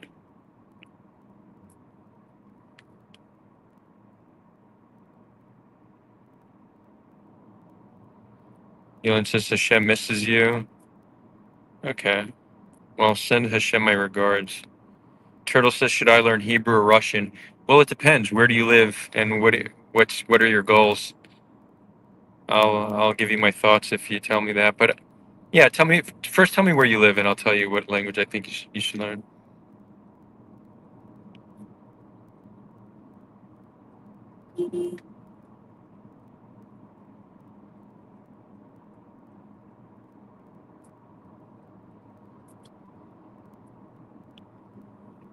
Yellen says Jews without Torah become morally confused. I mean, you haven't demonstrated that you live a more moral life than I do, or that religious Jews are more moral than secular Jews. You could demonstrate that, though.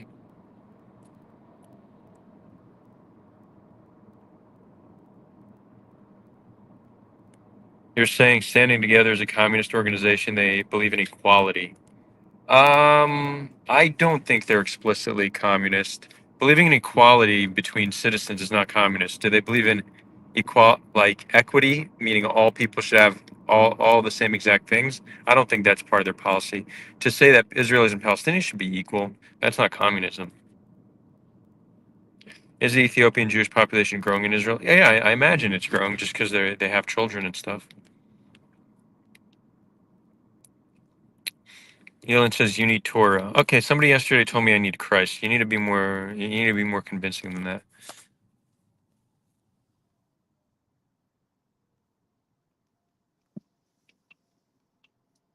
You're saying crime rates in religious areas. That's not. That's correlation, not causation. Because I could show you neighborhoods of upper class Ashkenazim that have the lowest crime rates in the country, and then I could show you lower class Mizrahim that are religious that have much higher crime rates. So that's just not true.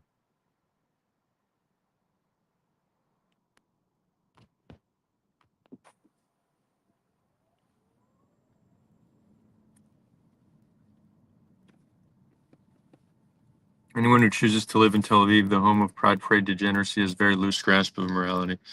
Yeah, that's just a low IQ statement. I'm sorry, that's just honestly, it's retarded.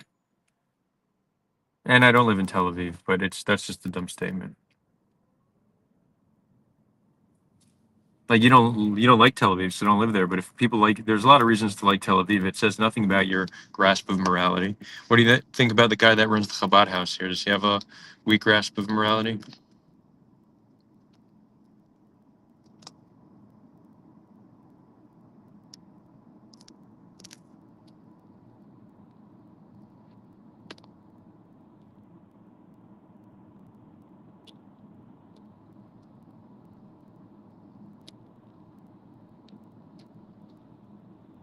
It says pride is a gateway to pedophilia. Okay, so how do you explain rabbis that engage in pedophilia?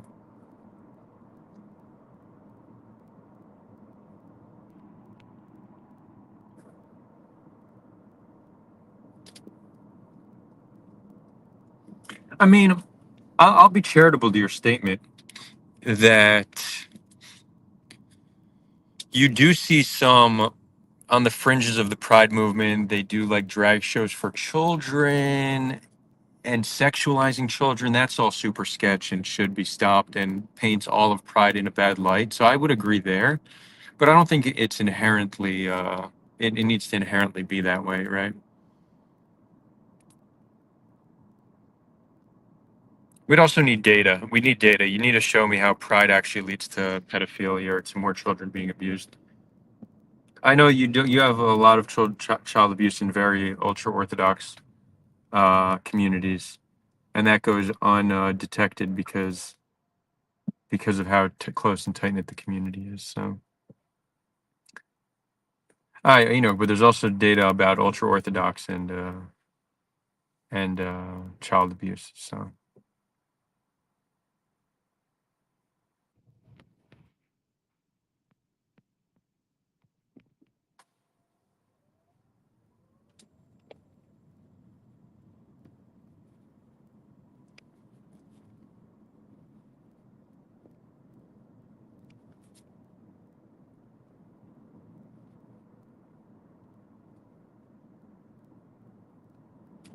Yeah, I mean, most pride is in people in the street flaunting degeneracy. I've only been to Pride here in Israel, and it's not a whole bunch of degeneracy at all. It's actually primarily straight people just partying. Maybe it's probably 50-50. There's a fair bit of gay people, but sometimes you'll see online what seems to be degeneracy at like New York City Pride, but that's just a matter of the most fringe, controversial stuff going the most viral. That doesn't speak to the majority of what happens there. That would be my impression. I haven't been, but in Israel, it's definitely not degeneracy, unless you just consider homosexuality in itself to be degeneracy, and then fine. If you consider homosexuality degeneracy, then pride by default would be degenerate. But two consenting adults who love each other and are in a healthy relationship, that's not my business nor something that I care about. כאן. תודה רבה, מקווה שלא חפרתי לך יותר מדי. לילה טוב. I just got back to the Herzelia Marina. This is I've been living in the north for the past few months since getting back to Israel, in a beautiful town in the Western Galilee. But my dad lives in Herzelia. Actually, he lives on a boat. It's kind of cool. It's not like a big boat, but it's chill. So I came down for the protest and decided to, like, when I come to the central Israel, I stay on the boat. But it's a beautiful marina.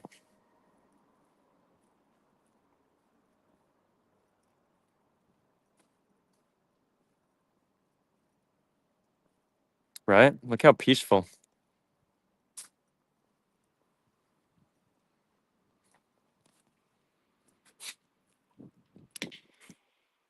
You would love to see a debate between me and Sar TV and the Traveling Clad. So I've reached out to Sar to debate, and he didn't get back to me. Traveling Clad is actually a friend. He'd probably agree, but I've also tried on a few occasions, and he hasn't been super inclined to. But if I press him enough, I'm sure he would agree. I'd be happy to. I could reach out. I could reach out to them.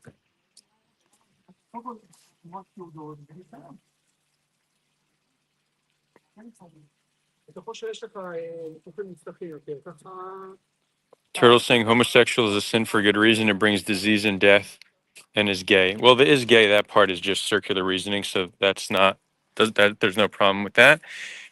That doesn't make it bad, but it brings disease if you are not safe. But straight sex can also bring disease. So I think the solution is not to say there's something wrong with homosexuality, but maybe unsafe sex.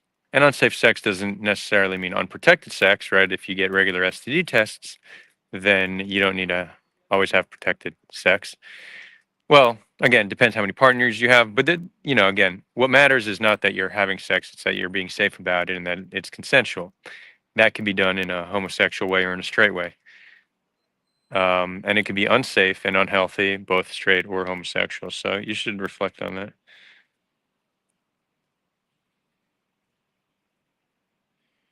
Most STDs are transmitted through gay sex. Yeah, I mean, there's a reason for that.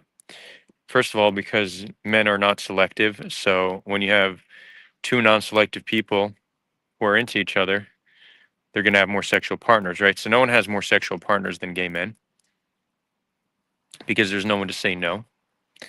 And because anal sex is higher transmission of STDs. Right. So it would make sense that there would be a higher rate of STDs in the gay community. But if you're having gay sex and you're being safe, what's wrong with that? Like somebody make a moral case against it that doesn't require religion.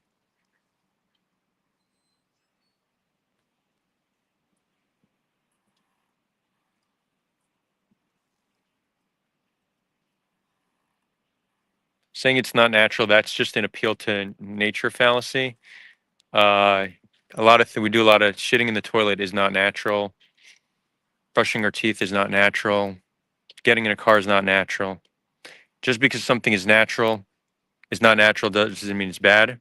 And just because something's natural doesn't mean it's good, right? Murder, theft, and rape are all part of nature. They're not good. And many unnatural things are good. So that's not an argument either.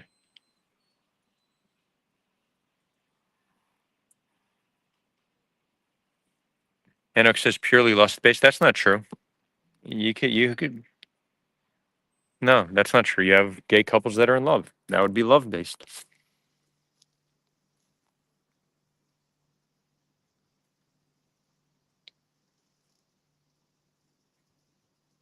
You're saying it's an exit. Anal penetration is not natural. It's an exit, not an entrance. I mean, it is what you make of it, right? It could be both. Yellen says, who says murder is bad? Right. So that's what I mean, that you don't have a moral high ground, even though you're religious. Who says murder is wrong? Well, first of all, the Torah does. It's one of the commandments, right? Pretty much every culture in the world has understood that murder is wrong. Well, I think it's actually pretty innate. So I think we evolved to recognize that it's bad to kill those in our in group, right? Morality is we like even all social animals have some kind of a code that can be seen as a moral code. We've developed a much more sophisticated one, being highly intelligent and advanced social animals, but morality is a way for communities to be able to get along and resolve issues. But when it comes to our outgroup, meaning those who we perceive as a threat, suddenly we think murder is okay. So most people in the world will acknowledge that murder is wrong, but will be very quick to justify murder of those they fear. So that's, I think, pretty consistent. We see that pretty consistent.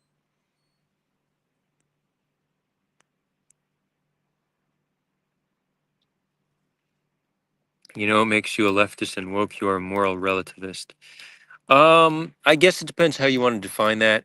I think that there's no objective morality, but there's intersubjective morality. So it's for us to build consensus around things that are important to us.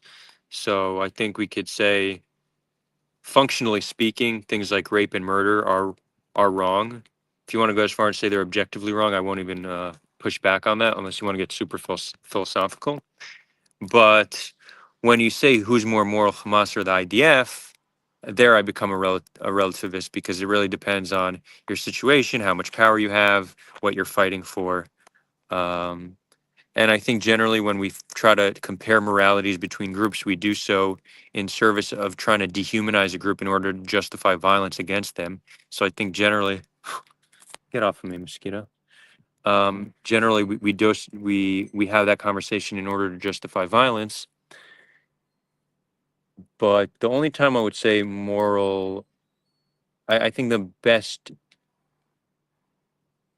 most applicable use of moral conversation is if you maybe want to define immigration policy for your country, and there's countries that have a very different moral worldview than your own. I think that's relevant to take into consideration when deciding how much immigration from that country you will let in. I think that's a legit reason. But when it comes to warring parties, I think generally the moral question is just to justify killing people.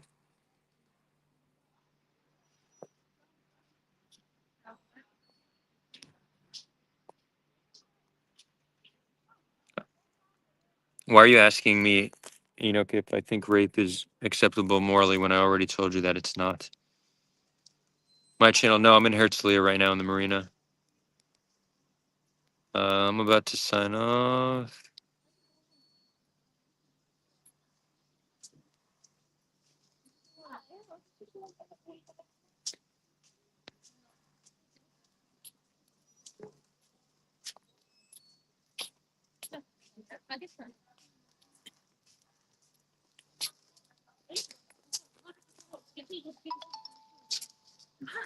Wow, this is a wild comment from Turtle. Turtle goes, look at simple masculinity as peak. Okay. I don't even know what that means, but okay. So, for example, lust is not masculine. Masturbating to women is feminine, and homosec is like way, way below rock bottom and is way worse than femininity. And you sound like one of those red pill adjacent guys. Like, what Are you an Andrew Tate guy? That's kind of what the sense I'm getting from you.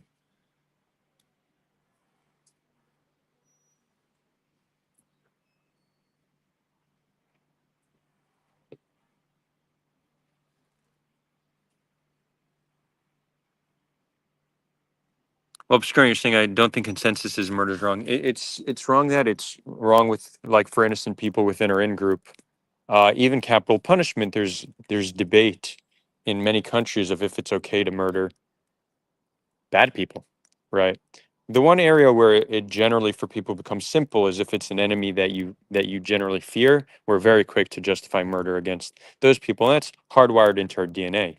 We are the offspring of very violent people who murdered others. The ones who were pacifists did not survive. So, we have a violent psychology for sure. Certainly violent towards those who we fear. And we don't live in a world where we need to act that way anymore. It helped us survive for hundreds of thousands of years, but now very well may lead to our demise. So it's important for us to recognize that this is a part of us, but work hard to evolve beyond it. In short. Okay, we'll do one more comment and then I'm gonna.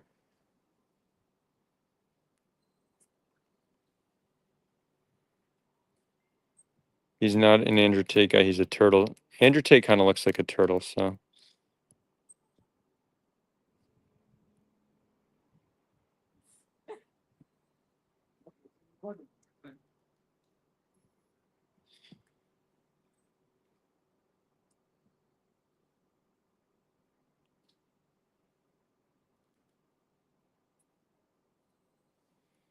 Andrew Tate is fully on board with Adar and his views on Israel.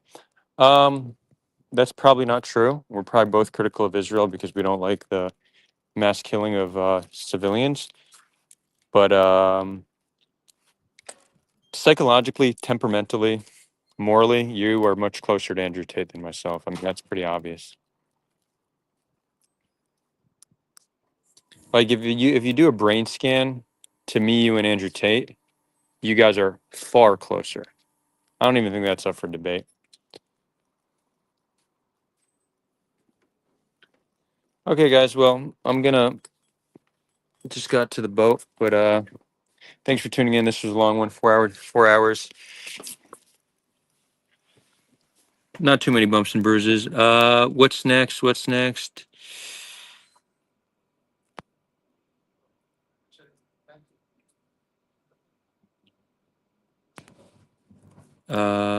Okay, there's a few more coming in. Maybe we'll do a few more minutes. Let's see how much battery I have. 6%.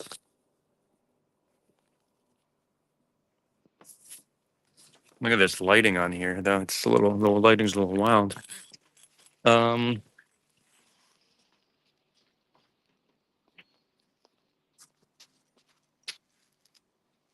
So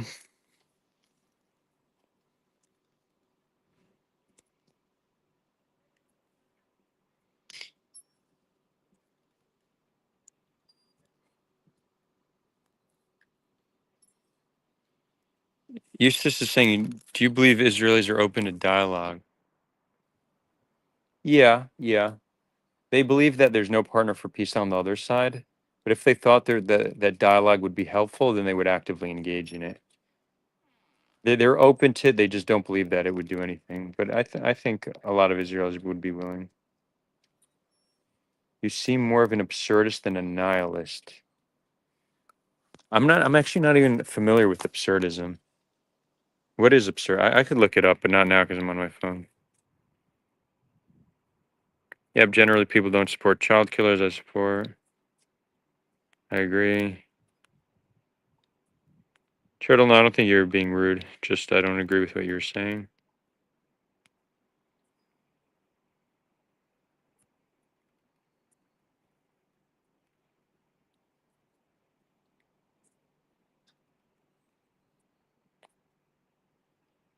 You're gonna do a skipper's license and do a boat. Okay, cool. Good luck with that. I mean, it's from what I hear, the skipper's license is pretty damn hard to get, especially in Israel, but it's doable. Is there no crime in Israel and states you can never have just sleep in a tent? No, there's definitely crime in Israel, but much less than, for example, in the U.S. Israel's a safe country, relatively speaking. Low murder rate, low crime rate. You have some amount of like bike theft in the cities and stuff, but violent crime is pretty damn low.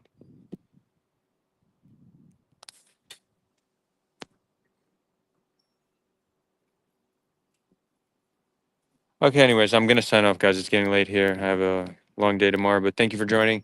So I'm trying to think when the next live stream will be. I'm going to this camping trip in the West Bank on Wednesday to Thursday. It's meant to be 200 Israelis and Palestinians meeting for a camping trip in Beit Jala, which is Area C near Jerusalem and Bethlehem, I guess. Yeah, so if anybody here is living on the land and wants to join, DM me. I'll send you the info. I think there's still some spots left. There'll be like dialogue sessions and music and bonfire. Good vibes all around. Yeah. So I don't know when I'm gonna stream. I'm gonna try to get a stream in maybe Tuesday night. So Tuesday night, and if not, I'll do one this weekend. I am gonna go to